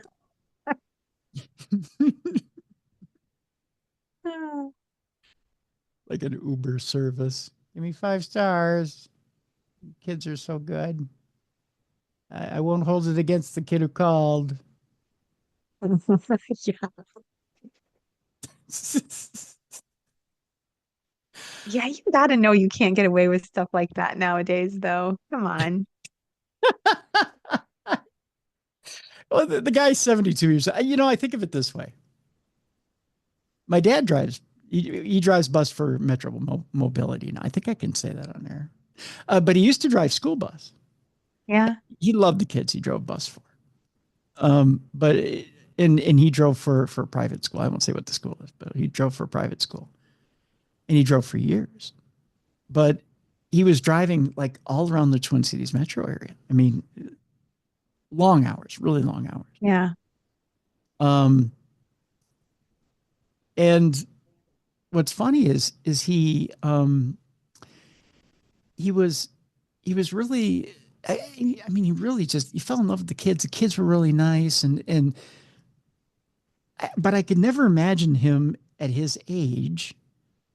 And he's probably a couple of years older than what the guy in the story is, but I can never imagine him at that age going, sick of these goddamn kids. I need something in my coffee. Driving around the metro area with a coffee mug full of, Johnny Walker Black, which is his favorite, by the way. Yeah. Or Johnny Walker Blue, just woo, and hammering down the whiskey and driving around the Twin Cities with a bus full of kids. It just, to me, that just seems so ridiculous. Yeah. What thoughts go through your mind if you're doing something like that? Right? I mean, that's probably not the job for you. If you got to have a nip while you're driving kids, you probably want to give up the job, right? Crazy that was his first DUI, though. I mean, go Right. big or go home, buddy. Yeah, right. Yeah. Yeah, if you can't handle that job, man, it's probably not his job for you, right? All right, we go from one professional who is doing his job poorly to another professional who really went off the deep end, Jess. In took a little contraband from his job. Of course, I'm talking about a police officer here. Okay. The way he did it was not even close to being genius. But he tried to use modern technology. Cop swapped a kilo of cocaine with a fake from a 3D printer. You can 3D print cocaine? No, you can't. It looks Oh, more. I've heard everything. Have you ever seen a 3D printed anything before? It doesn't look real. No, Like you can't make powder with it. no, it's gray and nothing looks real off a 3D printer. I don't know why he thought he was going to get away with it, but Florida officer James Hickox, another name that you can giggle at, sentenced to 17 years for stealing seized drugs from the DEA. Florida police officer has been sentenced to more than 17 years behind bars after pleading guilty to stealing drugs, cash, and firearms from federal investigators and admitting that he once went so far as to swap cocaine seized from the U.S. DEA with a fake kilo made from a 3D printer. God. Here, no, it's real Coke. I know it's gray, but it looks good, doesn't it? I mean, I know it looks like molding clay, but it's truly unprocessed cocaine from the field. Real, I swear. Oh, no, smell it. Sure, it smells plasticky, but it's what unprocessed Coke smells like. James Hickox, who is a sergeant with the Nassau County Sheriff's Office, was arrested in 2023 along with Florida Highway Patrol trooper Joshua Airy on charges of possession with intent to sell drugs, that according to the AP. Both have been assigned to a DEA-led task force in Jacksonville. Airy is scheduled to be sentenced in April. As part of his plea agreement, the 38-year-old Hickox admitted to receiving more than $420,000 for routinely stealing and selling marijuana, cocaine, and other drugs seized as part of DEA operations, and then falsely claiming the evidence had been destroyed following normal procedure. He also confessed that in 2022, he swapped a kilogram of cocaine seized by the DEA with a brick made from a 3D printer sprinkled with real cocaine to make it look legitimate. Oh, he put a nice little touch on the end, didn't he? There you go. Just a little extra, a little something extra. Yeah. Hickox said he then gave the real cocaine to a Jacksonville drug trafficker who sold it for around $20,000. About half that amount was paid to Hickox. Hickox also admitted to routinely breaking into DEA evidence bags, stealing thousands of dollars in cash, and then resealing the bags. When authorities searched Hickox's house, they found cocaine, methamphetamine pills, and a powdery substance containing fentanyl, as well as several firearms that had been seized during law enforcement operations. The narcotics were found in a converted garage labeled Gator's Man Cave. Gator's Man Cave. Hickox's father said the stress of his work for the DEA, dealing with criminal informants on a daily basis and being surrounded by large amounts of cash and drugs, contributed to his son's descent into criminality. Oh, poor kid. I mean, that's just what every other agent has to deal with. That's true. Yeah, but, he's special. Yeah. So the DEA needs to provide mental health counseling to properly vet its workforce and prevent other criminals from abusing the public's trust. I think they already do that. Doesn't seem to be working though, Tim. Well, it didn't work for this guy, Jess. Yeah. Didn't work for this guy. This guy, little too tempted. Probably because he's, I don't know, evil. Yes, I think so. Yeah. Okay, we got a couple of food stories, and then we jump into a nice little part of our program here that we call Not Safe for Work. Yeah. My favorite part. It is a favorite part, isn't it? Okay. A Wingstop manager doused patrons with ranch and hot oil. Wow. Yeah. The woman, who's 19, is facing felony charges. 19-year-old Wingstop manager is facing felony charges after she doused two customers with hot grease and ranch dressing. I bet you they were delicious after that. The ranch dressing I'd be all right with. It's the hot oil that I'd have a problem with. Yeah. That was during a confrontation on Tuesday night. According to investigators, the victims tangled with, I believe it's Carnell Irene, the Wingstop worker inside, believe it or not, we're going to Florida here, Port St. Lucie to be exact. Stalker. That outpost of the chicken wing restaurant.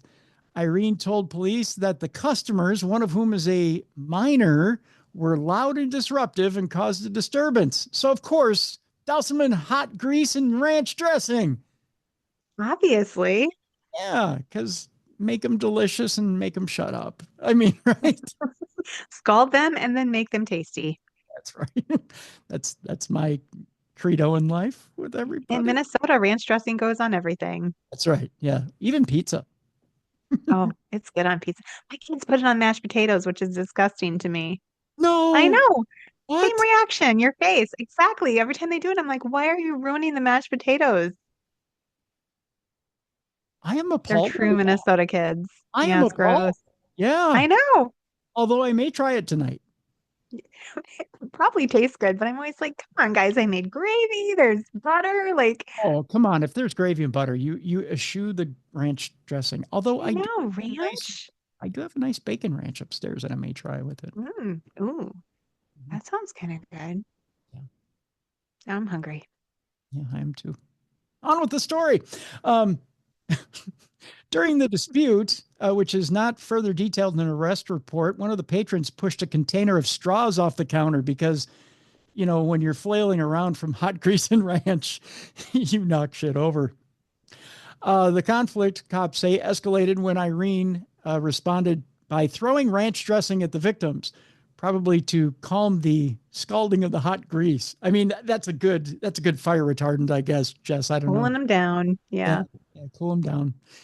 Doesn't ranch dressing cool down everything? I mean, when your mouth is burning from a particular hot wing, don't you throw ranch? That's like the idea behind it, right? That's why they give it to you with your hot wings. Yeah. So maybe the manager is just being helpful. Exactly. I think so. She then went into the kitchen and returned with a bucket of hot grease. Oh no, it was the ranch and then the hot grease. Wrong order. I'm wrong. She went into the kitchen then and returned with a bucket of hot grease and threw the liquid at the victims. That's terrible. I mean, that could literally scar you for life. Like if they got that on their face, they could be disfigured. That's the Al Green treatment right there. That's the bucket of hot That's not grits cool. and we're done. Not cool. End game right there. Store security footage reviewed by police showed an individual trying to hold back Carnale, but she pushed forward and throws the liquid in the bucket. Irene Copse admitted to spraying ranch dressing on the customers and justified her actions by stating the customers were being verbally abusive and had reached over the counter to knock over the straws. She claimed she claimed the tossed oil did not strike the patrons. Still, you threw it. That's assault. Yeah. It was Right. a bad shot. So no Yeah. harm, no foul. Oh, yeah. No harm. Yeah, right. Never mind my intent. My bad. The hot oil recipients complained that the liquid burned upon impact and resulted in shiny burnt skin. Oh. Ouch. A crime scene investigator photographed their injuries when cops arrived at Wingstop. First of all, they ordered, because who doesn't when you get to Wingstop? I mean, come on. Lemon pepper. Yeah. I mean, I don't know. So I'd never had it before. This past Friday was the first time I ever had it. Oh, really? Yeah, we did try the lemon pepper. It was good. The Korean, gosh, what else did we have? It was tasty. It was good stuff. All of It was it. good stuff. The eatery's floor was greasy and slippery, but it always is. So how could you tell the difference? Right. And it appears that workers attempted to clean the oil that was all over the floor, which is the first time ever in the history of the restaurant. So Irene was arrested and charged with aggravated battery and aggravated child abuse, both felonies. She was freed yesterday from the county jail where bond had been set at only $15,000. By the way, this. Wow. Come on, Irene. I know. I didn't think of it as being child abuse because she's 19 and they're under 18. So technically it is. Yeah. She probably was just looking at it as like, these are my peers and they're picking me off. Yeah, but still, I mean, whew. Yikes. That's some anger management issues right there. Yeah, the ranch dressing is one thing. The hot oil, come on, you know. Yeah, step too far. If you're gonna throw the ranch dressing, I just suggest, strongly request, throw me the lemon pepper tenders. I'll just, I'll open my mouth. You can, Yep. just hit me with the lemon pepper tenders. If they hit me in the face instead of the mouth, that's okay. I can take it. I'm a big boy. I'll catch them, throw them in for you. I would do that for you. Just saying. Good stuff. Oh, I so love those lemon pepper. That was one of my favorites. Oh, so good. Anyway, we go from Wingstop down on the evolutionary scale of food, Jess. Anytime I've ever said to a woman, would you like a little bologna battery? It has nothing to do with a sandwich, but in this case, that's what we're talking about. How little is the bologna battery? What's that? You asked if they want a little bologna. A little bologna battery. This guy, however, was talking about a lot of bologna battery, and it was all over a PlayStation 5. Oh. So somehow that kind of all fits. That took a weird turn. I'm interested. Yeah. An ex-con was arrested for bologna battery over a dispute over a PlayStation 5 that led to the attack. An ex-con is locked up without bond for an alleged bologna sandwich battery. Let me clarify. And again, we're staying in Florida for this, because if you're getting into a food fight, chances are it's in Florida. If someone's beating you with bologna, you're probably in Florida. Yes, you are, Jess. Either way. Or at Tim's house. Or at my house, yes. Which is not in Florida. But hey, I'll take you to Florida and beat you with my bologna, if you know what I mean. Because if we're going to Florida, you're going to have to take a little bologna battery. That's exactly. Just expect it. Just expect it. Hey, you're getting a free trip. You might as well take some bologna battery with Like, what's the itinerary, Tim? Okay, we're going to go do this. We're going to, and bologna battery. Got it. Well, Jess, we're going to Disney. I mean, we're going to Disney. We're going to have a nice Wingstop meal and then a little bologna battery. Get beat with the bologna. That's right. God dang. I think that might be sexual harassment, Tim. I'm not sure.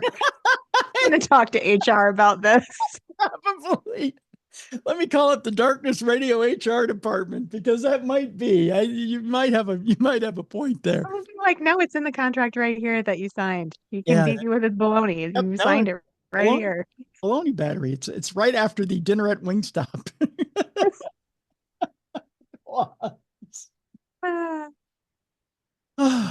Okay, where were we? Yes, 29-year-old convicted felon Oquavius Chandler, also a wide receiver for the Miami Dolphins.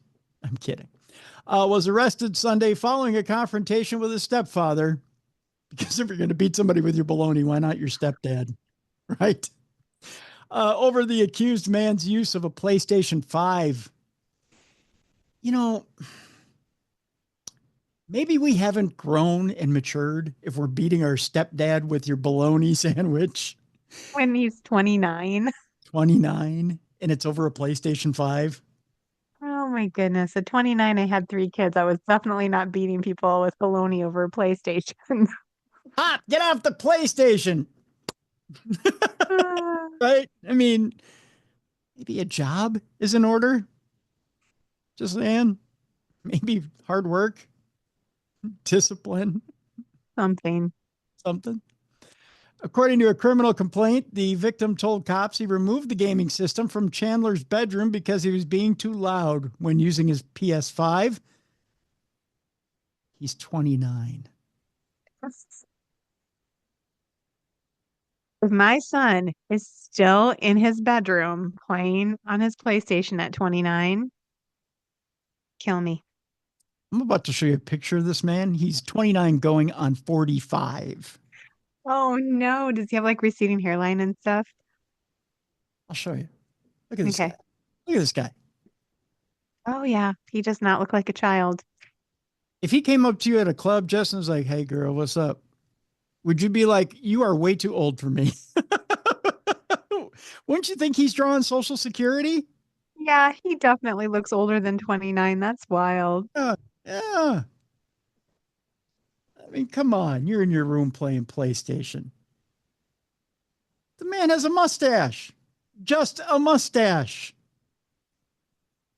If you can grow a lip caterpillar, you can be busy during the day, not eating a bologna sandwich and playing PlayStation. That's true. Although, in all fairness, my son did have a little mustache in third grade, so Well, in third grade, but he was a hairy beast. that's a prepubescent. This He guy's was got very a proud of it. this But guy's, yeah, that guy, this guy's got an he Adrian looks old. Peterson mustache. He looks like he's probably out in the park with a cane feeding pigeons. Yeah, yeah, I can see Yeah. that. The victim stated that the defendant became aggressive and began to yell at him, cops reported. That's when the victim, 62, said that while he was being yelled at, Chandler threw a bologna sandwich at him, which ultimately hit him in the center of the chest. Did it leave a mark? Did you cry?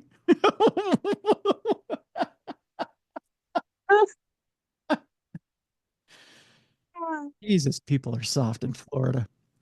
The man, investigators added, had no visible injuries from the bologna strike. I should hope not, unless he had like paper thin skin. You pick it up and slap you in the face with it.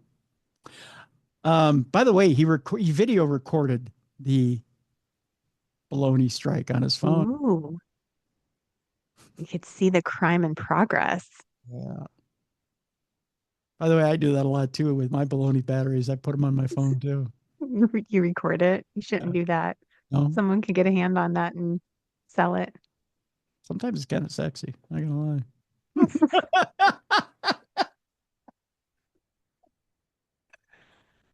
Chandler, who was on probation at the time of his January 26th bust, I really should have said some of this during Not Safe for Work. Chandler, Hey, how is this not safe for work? I don't know. Chandler, who was on probation at the time of his January 26th bust, reportedly confessed to the bologna toss inside his Wildwood residence. While the domestic incident would normally be charged as a misdemeanor, the alleged bologna battery was upgraded to a felony due to Chandler's multiple prior battery convictions, two of which also involve video games. Maybe you should take it out of his room and, I don't know, He has destroy an it. addiction. Yeah. That's crazy. In 2023, Chandler pleaded no contest to choking his sister during a dispute that in part stemmed from him playing video games. Chandler, Oh my God. right? Just give it away. Give it away to Goodwill. He's a psycho. Chandler served about a year in state prison in that case. Take the thing out of his room. In 2022, Chandler was nabbed for a violent encounter during which he threatened a 60-year-old man with a knife and shoved his sister, who was 28, to the ground. Adjudged guilty of aggravated assault with a deadly weapon and battery, Chandler told cops he got upset at his video game, which led him to arguing with the male victim. Oh my gosh, this guy has so much mental illness going on. In addition to the new battery rap, Chandler is facing a probation violation charge. He's being held without bond in the county lockup and has been ordered by a judge to have no contact with the victim. So yeah, you can't ask Pops for another bologna sandwich. No, you're going to have to find a new place to play your video games, bud. Yep. Probably going to have to heat up the SpaghettiOs on your own. That's going to be tough, but you know what? The instructions are on the can. Just saying. Good luck with that. All right, one more food story, Jess, then we're not safe for work. This is teetering on not safe for work. I feel like we're already there, folks. We're kind of already there, so cover the kids' ears because we go from bologna battery to banana battery. Again, Oh man. Jess, same thing. Oh no. And we are staying in Florida because Okay. if you're getting battered with a banana, you're still in Florida. Well, why are they always beating us with phallic things in Florida, Tim? Because they're that way, Jess, because they're that way. You've been to Florida, haven't you? No, I actually have never Oh, been to Florida. oh, we'll have to go sometime. You'll see why. It'll be a field trip for the show. It will. It really would be a field trip for the show. We'll go to Pasco County. We'll go to a Walmart. You'll be scarred for life. It'll be fun. A 22-year-old stripper is busted for banana battery at a 7-Eleven store. 7-Eleven customer. Stripper. Yeah, stripper. Hmm. Here she is. Sorry. I'll show you a picture of her. She, on a scale of $1 to $5, how much would you throw her at a time, Jess, if you were on the tip rail? Oh, poor honey. That's not the answer. The answer is that you're on the tip rail. You're sitting on the tip rail. She comes over and she kind of shakes it for you. You've got an assortment of bills in front of you. $1 to $5. How much do you throw at her? I'm afraid I would not throw any at her. Oh, come on. She's shaking it for you. See, she's shaking it. She's shaking it. Yeah. Oh, okay. I see it now. She's shaking it. I'd give her $50. Can you rip the dollar in half and give it to her? Is that okay? $50. Did you just put quarters up? You can't do that. That's insulting. No, literally just $50. Just $50. Oh my God, look at you. Trying to figure out how to say this lady's name. 22-year-old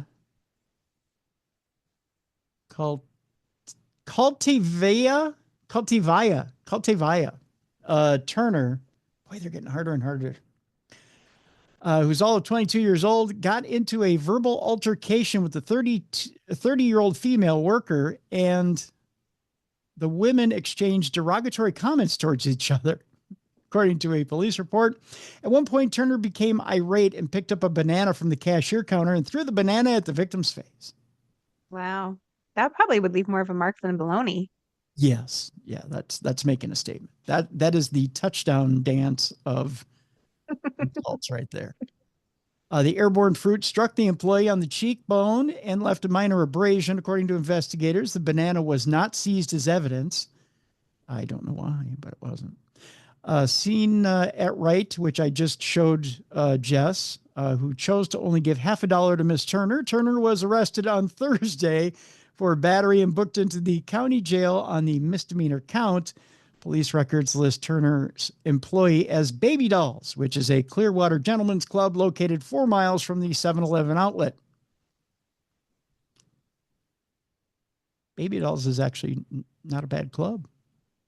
Oh, you been there? No, I've heard, though. I've heard from people who have partaken. There's also, I've heard of the different clubs there in the midsection of Florida. Your Baby So Doll. we're adding that on our Yes, field trip to Florida. Yeah, we'll have to check that out. Clearwater is actually a very beautiful town. Beachfront, a lot of beachfront. Ooh, I love the ocean. So Also, Hulk Hogan's club is there. Hulk Hogan is there's karaoke there. oh, we should karaoke. That'd be so fun. Oh, see, that would be part. We'll go sing a little karaoke there at Hulk Hogan's club. We'll go to Baby Dolls. I'll probably dance a little while I'm doing karaoke. There you go. See, it'll be a fun trip. Then we'll go to Pasco County to the Walmart. You can see the worst of humanity. And you'll want to fly home directly afterwards. Just saying. And wash my eyes with bleach. That's right. Turner is being held without bond for violating probation in connection with a grand theft conviction in a neighboring county. Turner stole about $800 worth of merchandise from a Walmart store. See, I told you. Full circle. Regarding that felony case, Turner had previously been cited for failing a pretrial intervention program, as well as for not performing 75 hours of community service or paying court fines. You think she'd make enough at Baby Dolls? Turner, I'm just going through processes in my mind. Don't mind me. You kids talk amongst yourselves. I'm figuring out stuff with the story. Here we go. Turner was also recently arrested for resisting and giving cops a false name when they responded to a trespass call at Baby Dolls. Oh, she was free on $1,000 bond in that case when she was collared for the alleged banana battery. So there you go. Banana battery, baloney battery. This sounds like it could be a rap song. Just saying. It's kind of fun. Banana battery. All right. All in Florida. Now it's time for our Not Safe for Work part of the program. With this, the kids have already been exposed to a few stories that, let's just say, have warmed them up, but you probably want to put them away now that they're all sugared up and heard a little of adult content. They probably want to tell the kids about it at school. Send them to school, let them tell them about the stories they've already heard. Let's us adults talk now. We'll do that in 5, 4, 3, 2, 1. Since we're already talking about strip clubs in Florida, let's continue the strip club theme, shall we? Yes, please. A tractor trailer crashed into the side of a gentleman's club in Pennsauken, New Jersey. It's scary. Or was it? Maybe the talent on stage wasn't all that impressive and they needed a break. Maybe they needed a, you know how every once in a while at a club, the talent's a little boring and they bring on a comedian just to kind of, Yeah. Maybe this was the comedy. Do they do that? I've never been to a strip club either, so I don't know. In the old days, Jess, not any time recently. I have not seen a strip club comedian. They should. I mean, I would love a strip club comedian. They've got to be hilarious. I think we were in short pants the last time a comedian was on a strip club stage, to be honest with you. We go to Pennsauken, New Jersey, where a tractor trailer crashed into a building in Camden County, New Jersey on Thursday night. Authorities say the truck slammed into Club 2120, which is a gentleman's club attached to the Riviera Motel in Pennsauken. So it's a class joint. Hooked right up to the hotel. Yeah. Making it easy for everyone. I guess, the ladies are quality. They definitely don't go home with anyone. No. That hotel room the hotel rooms there are not disgusting. Just don't turn a black light on. They're just there the motel is there for the truckers. Right. The ladies do not do any foreign substances. Nope. It's juice bar. That's all it is. Juice bar. Everything's above board. You believe that? I got a swamp somewhere in New Jersey to sell you. Authorities say the truck, of course, slammed into the club. Chopper 6 was over the scene on the 2100 block of Route 73 just before 10:30 p.m. It landed on the roof to make sure everybody was okay. The chopper pilot stayed for a little while and blew through $200. It's funny how that works. The truck tore a hole into the side of the building. The truck driver then got out, got on stage, made about $150 himself. So, just saying. Got to make money while you're there, Jess. He's not going to be able to drive the truck and make his haul. So, everyone's having a good time in this story, Tim. I'm just saying, right? Authorities didn't report any injuries other than the That's good. Few ladies in the back who won't be able to dance on stage that night. Their egos were bruised. So, yeah, there's that. All right, we move on to the next story. Here's a little tip for those of you sex pests who get into an accident on the highway. Clean up your car before you leave it on the side of the road for a tow to come get it. Here's why. We don't want to see what you leave behind in your car if it's out there for any amount of time. Here's why I say this. We're going to go across the pond to England, where a car abandoned at the scene of a crash had an unusual driver still in the front seat. Let me show you who this unusual driver is in the front seat, Jess. Yep, that's what I was expecting, Tim. Yeah. That's not Someone's a dummy. blow up doll. That's not a dummy in the seat so that you can get into the sane lane. Oh man. Yeah. Can we pretend like that's what it was for, though, please? Sure, we can do that for a moment. Although it's not wearing any clothes. Oh, Yeah. just a naked passenger. It happens to me all the time.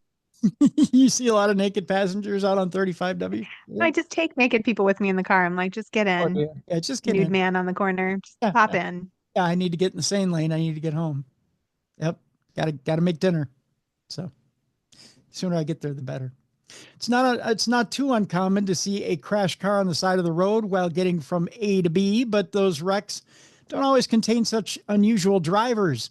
A car crashed on Mill Lane in Swindon, that of course over in England, some time ago. It's not clear exactly when, and since then the wreck has been left abandoned. So locals had been left with raised eyebrows after a blow-up sex doll was placed inside the abandoned car. The doll was posed behind the wheel and looking out of the front driver's side window, which is missing. Pictures of the comical sight were shared on local Facebook groups, with Casey Warren Keel saying, "I spoke to the police officer myself when this happened." I'm glad somebody spoke to the officer. The driver ran away after crashing the car, but whoever did this made me laugh this morning, was the quote. It was hoped the extra attention on the wreck might encourage the driver of the car or the owner of the car to come forward and move the car, but so far the wreck hasn't moved. It just... So some random person stuck it in there. That's what she said. So weird. It was hoped the extra attention on the wreck might encourage the owner of the car to come forward and move the car, but as I said, so far the wreck hasn't moved. Instead, the blow-up doll was removed after a couple of days. So they came and got the doll, but the car still stayed. They're like, I need my girlfriend back. Pictures of the scene suggest the car seemingly hit a yellow bordered sign with black and white arrows, which indicates that a sharp bend is ahead. So they took it a little too fast, much like they did with the relationship with the blow-up doll. Just saying. It then left the road and ended up in a ditch full of reeds and other shrubs. The access to the boot had been removed or damaged, and the front passenger side door was open, with the front passenger seat leaning forward. Oh, there might have been other things at play there. Oh, weird. The hubcap of the wheel below the front driver's side door was missing, while the rear driver's side wheel hung in midair. Scraps of police tape were still attached to the vehicle's wing mirror, indicating that a police cordon had been put in place at some point. However, when Wiltshire police were approached for comment, they said there was nothing on their incident logs that could match the location of this accident. So there you go. All right. This next story may bring up some childhood trauma. It may bring up some childhood adult trauma. It may bring up some adult childhood trauma. It may just bring up trauma in general. Jess, I'm just going to warn you of that right now. Okay, trigger warning accepted. Trigger warning accepted. Here we go. I know it brings up a little trauma for me. I'm not going to tell you how. You ever had to clean out your parents' closets? I've helped with that before, yeah. Ever found anything in your parents' closets that's of questionable content? I mean, nothing too bad. You must have, though, huh? Maybe. Yeah, I can tell by the look on your face, Tim. Poor little Timmy's in there, just traumatized. Yeah. Let's just say there have been a few therapy sessions. Well, this son found the ultimate in no-no material. And boy, did he have an issue. Of course, we're going to Florida. We spent a lot of time in Florida today. Spent a lot of time in Florida. A son reported his father for child porn. No. Yes. Oh, no. The illicit images were discovered on his dad's cell phone, according to police. Yikes. Good for that kid. Yeah. Well, not necessarily a kid. I mean, here's the story.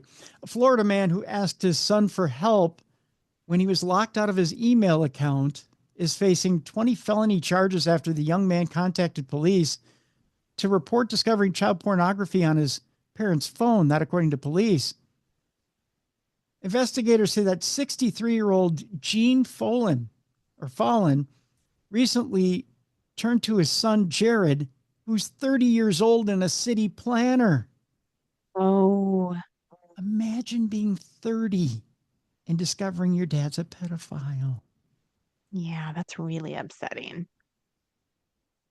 He wanted assistance with his disabled Gmail account. Now, the Fallons are pictured here, and I'll show you a picture of them, Jess. This is them currently. Oh, okay. Okay. Hmm. All right. Fallen's account had been flagged by Google after the firm's monitoring system detected that it had been used to upload illicit images of children to Google Photos, the sharing and storage service.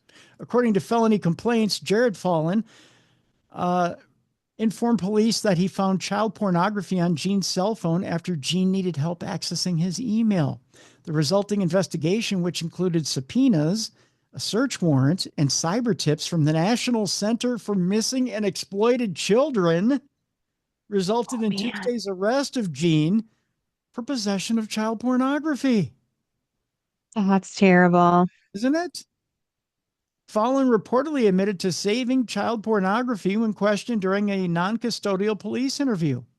The search of Fallen's Google Photos drive yielded 952 files containing child pornography and child erotica. Oh, disgusting. Yeah. Fallen, who lives in Kenneth City, was freed from custody yesterday morning after posting $100,000 bond. Each of the 20 second-degree felony charges Fallen faces carries a maximum 15-year prison term. They're going to bury him under the jail. Thank God. Mm. Yeah, that is people like that are terrifying. But can you imagine? Okay, so you're this poor guy, 30 years old. Yeah. Your dad says, I'm having a little problem with my email account. Well, I mean, most of us, who have older parents are like, oh yeah, it's your email, whatever, and you manage to get into it, or you manage to get into the phone, and you see these pictures, and you're like, what in the actual F? Yeah. How many people would have the stomach to go, you know what? I got to turn the old man in. Yeah, I'm afraid I would. I mean, that's an intolerable Right. offense. Right. Most people, Jess, I don't think would. Yeah, probably not. Most people I don't think would, because this is a rationale. I'm not saying that I wouldn't, but most people would do this. And I guarantee you this is what most people would do. Well, he never did it to me. Mm. That would be the rationale, but he never did it to me. So maybe it's just a passing fad, even though there's 952 pictures on the phone. That's insane. That's not a passing fad. In fact, he's probably acting on it at that point, right? Yeah, I feel so bad for the guy who found it. That would just be so, I mean, you just imagine your heart just, your stomach just dropping. Like that's just, ugh, disgusting. Yeah. Yeah. Yeah. Disturbing. All right. Switching it back to funny. Speaking of disturbing, you're ready for this. Yeah. We're going to talk about laws on the books. When I saw this story, I couldn't believe it. There's a Democrat out there proposing that masturbation fines should be put in place. This Democrat is now receiving death threats because of this. Don't mess with people's private time. That's right. A Democratic state senator in Mississippi has reportedly received death threats after introducing a bill that would make masturbation illegal unless it is carried out with the intent to create a child. I want you to think about this for a minute. This is literally trying to drop one in the bucket from a height. All right. What the? So, fellas, I want you to think about this for a second. How good at you are you at shooting 3-pointers? Because that's essentially what you have to do here. And you have to have a willing recipient somewhere in the room. Yeah. In order to carry this out without being arrested. That's essentially. I'm so confused. Right? That's what the law would have to be in order for you He to. just doesn't want people masturbating. Like, what does he care? Well, Or she. I guess I don't know if it's a guy or a woman. It's a he. What the heck? I know, right? Talk about having your weird kinks. Here's the story. State Senator Bradford Blackman said he introduced his Contraception Begins at Erection Act. I'll let you marinate on that for a minute. The Contraception Begins at Erection Act as satirical response to Mississippi state law, which bans women from having abortions, with limited exceptions to save the mother's life or if the pregnancy resulted from rape. Now, Newsweek contacted Senator Blackman for comment via email outside of regular hours. Now, here's why it matters. Again, we're not going to get too much into the issue. I just think the law is funny. That Wild. He'd even bring this up. They claim that abortion shot up the political agenda in June of 2022 when the Supreme Court overturned Roe versus Wade, that particular ruling. In response, a wave of Republican-controlled states passed legislation banning abortion with limited exceptions, though some states amended their constitution to protect abortion access after public votes. Now, TMZ says Blackman received death threats among some vile messages from men, that's right, from men who didn't understand what he was doing, angry about the bill he introduced banning masturbation. However, he also claimed to have had an 80% positive response from women. Because they understood what his point was. That's right. Well, the male And the guys are just like, you're telling me I can't touch myself? Come on. What?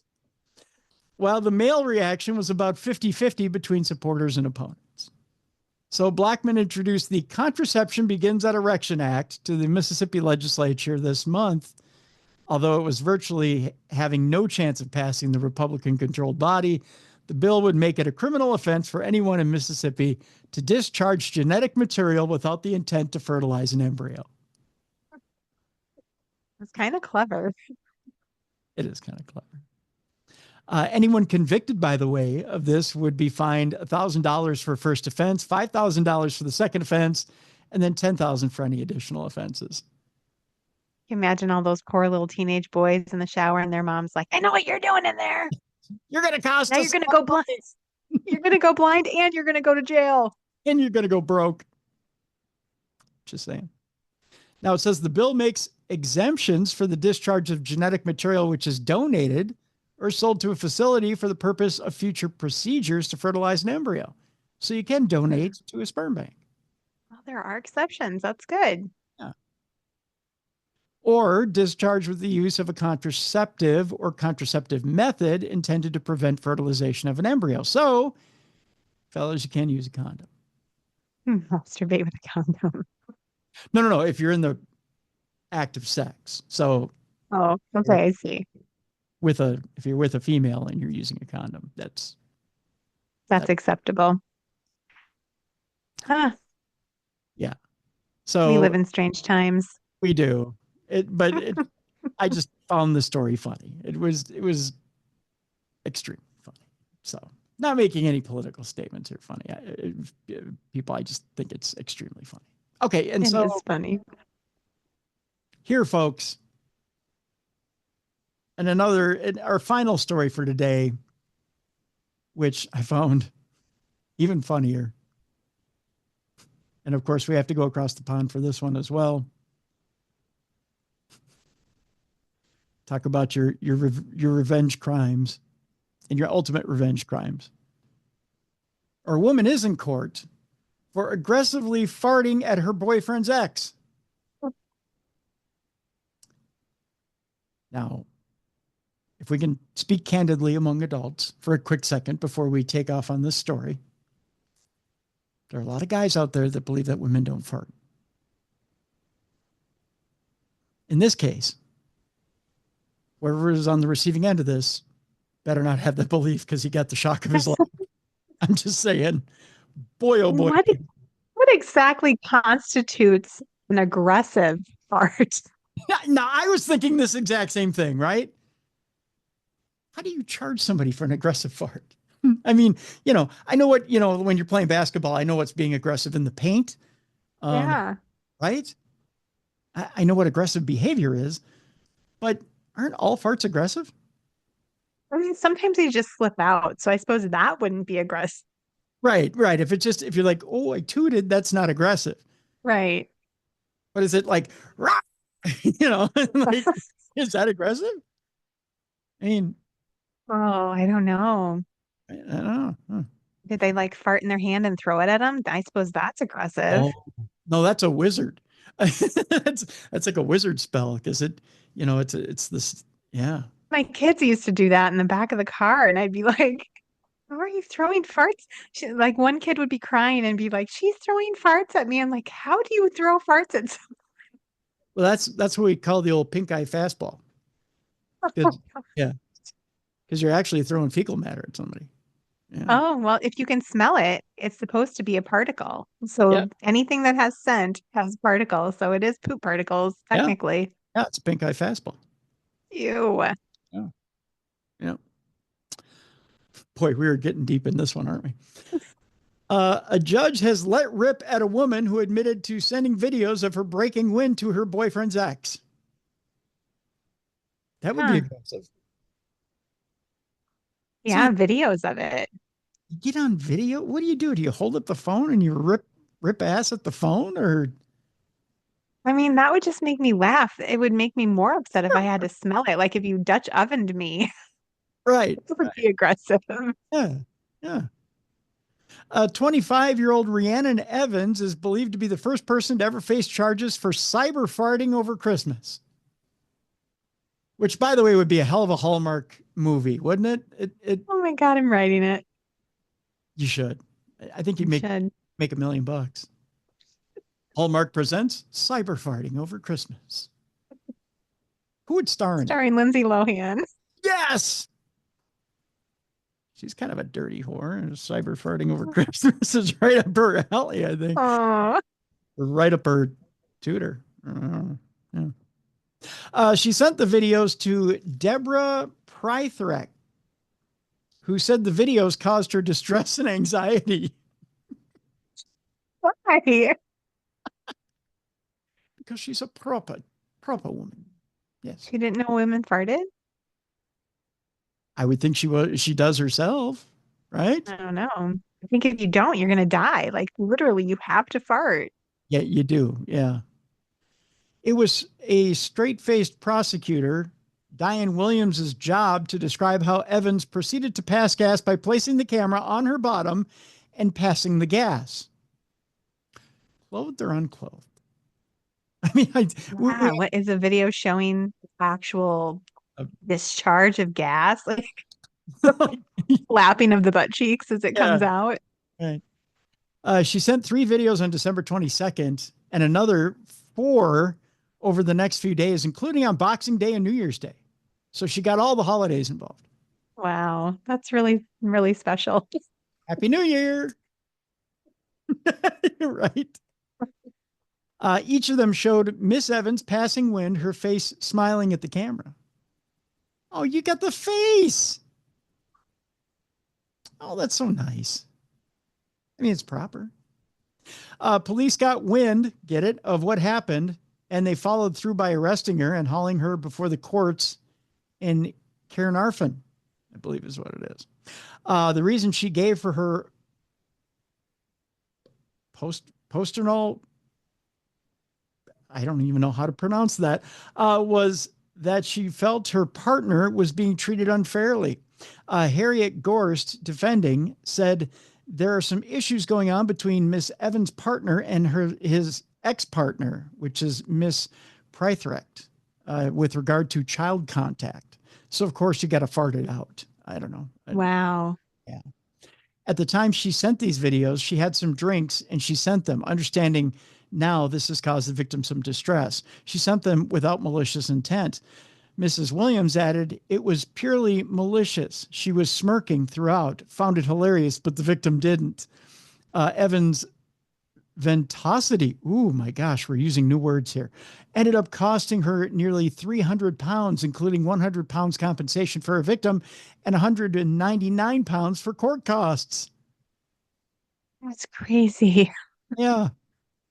In a victim statement read to the court, Miss Prythrek said she would like to feel safe in my home. Did you feel unsafe from a farting video? That really made you feel unsafe? Somebody farting That's at you? crazy. Evans will also have to carry out 15 rehabilitation sessions for her sphincter whistles and must abstain from alcohol for 2 months. So you can't have a drink and fart for a couple of months. Oh, wow. Well, there go my plans for the weekend. Yeah, right. She was also given a 2-year restraining order for preventing her from contacting her victim. That's why I don't know which is weirder. The fact that a woman farted into a camera and sent it to someone, or the fact that the person that she sent it to is traumatized by it. Right. Weird. I told you today was going to be weird. Mm. Yeah. But Jess, did you want a palate cleanser here? Yeah, I always love a good palate cleanser. If you gotta cleanse the palate, we're gonna do it by going to Wisconsin. Okay, back to Wisconsin. Back to Wisconsin to Sutton's Bay, where this weekend they had to celebrate the winter weather with a good wiener ski. A wiener ski. Yeah, well, there's nothing more refreshing than getting out in the cold air, celebrating it by letting your wiener go. Ooh, sounds painful, honestly. Now, when I say that, you think I may be talking dirty, but I'm not. See, a wiener ski involves a brat. Oh, that kind of a wiener. Yeah. Oh, that sounds delicious. Yeah. So what they did at the wiener ski, it just sounds dirty, but it actually took place at a winery. It sounded darn good. It was at a winery in a hill, and it was just I think our kind of event. Wiener ski returned up north to a vineyard with wine, brats, cheese, and skis. Oh my gosh, I want a t-shirt that says wiener ski on it. Right? Wiener ski. I'd wear it all the time. Yeah. I wonder if they're going to have more of these. So it was a fun and tasty combination that mixed outdoor adventure with some delicious bites and sips. It was the Wiener Ski event at Shady Lane Cellars near Sutton's Bay. And it went from 11 to 6 this past, I believe it was this past Saturday. Yeah. Deep snow, wintry temperatures, and warm fire pits were ready for welcome visitors as they came in. It was the perfect chance for guests to embrace the outdoors and explore 2 freshly groomed trails that were easily accessed from the tasting room. So there was the tasting room, and you just went from the tasting room out onto the trails. Yeah. And we're doing this next year, right? You bet. So you had, you could hike or you could cross country ski. They had a 5K loop there for skiing. If you wanted to snowshoe, Shady Lane had a 1.5K trail for that. And then on top of it, if you needed skis or snowshoes, you didn't have to bring your own gear. You could rent equipment there. For the sips and the bites, this is what they did from noon to 3. They had Nick Bassford from I believe it's the Lilano Cheese Company was on site. They had beer brats on a pretzel bun with sauerkraut, whole grain mustard, topped with a melted raclette for $12 each. Wow. They had mulled wine, hot chocolate, s'mores kits, and live music. Mix of blues. Sounds heavenly. Yeah. Look at that. How's that for palate cleanser? Yeah. I'm hungry now. Me too. I suppose we should get out of here now. What do you say? Let's go have some wieners. There you go. Well, wiener ski. There's a lot of food in this episode. I'm telling you, there's a lot of food today. I don't know what my deal was, but there was a lot of food. So We got beet with bologna. We got it with bananas. that's right. Bologna battery, banana battery. We were poured on with hot grease at a wing stop. Ah, I forgot about that. Little lemon pepper. Yeah. A lot of stuff going on today. Doused in ranch dressing. Yeah. Doused with ranch dressing.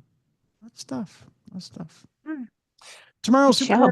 Yeah, good show. So what do you have going on? I should ask, what do you have going on with you?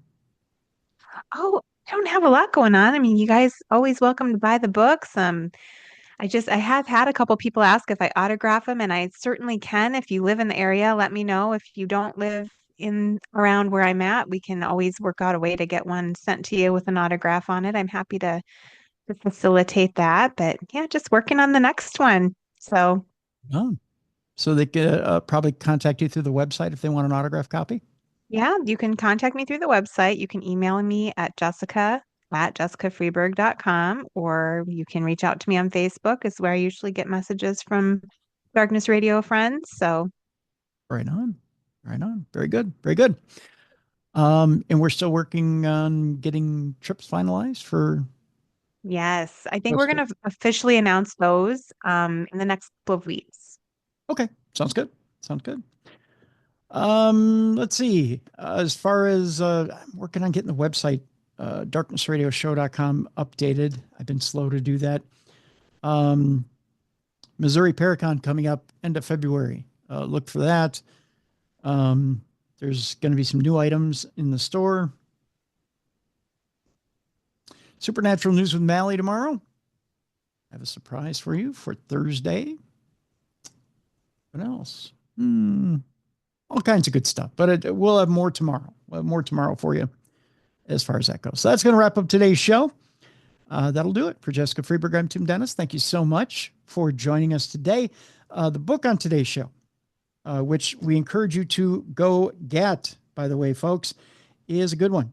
By the way, David Secular is the name of our author who wrote this novel.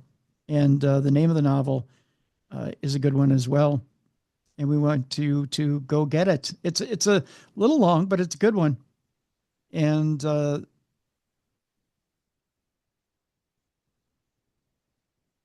name of the novel is A Hate Crime in Brooklyn. So we encourage you to go get that interesting book about the intersection of the Albanian community in New York and a hate crime in Brooklyn. So again, encourage you to go get that book. For Jessica Freeberg, I'm Tim Dennis. Thank you so much for joining us today on the best in true crime podcasting. This is True Crime Tuesday. For more audio and video archives of True Crime Tuesday, intriguing content, and cool swag, check out darknessradioshow.com. The executive producer of today's show is Troy Palmer. Thank you for watching. Join us tomorrow for Supernatural News with Mally Fox.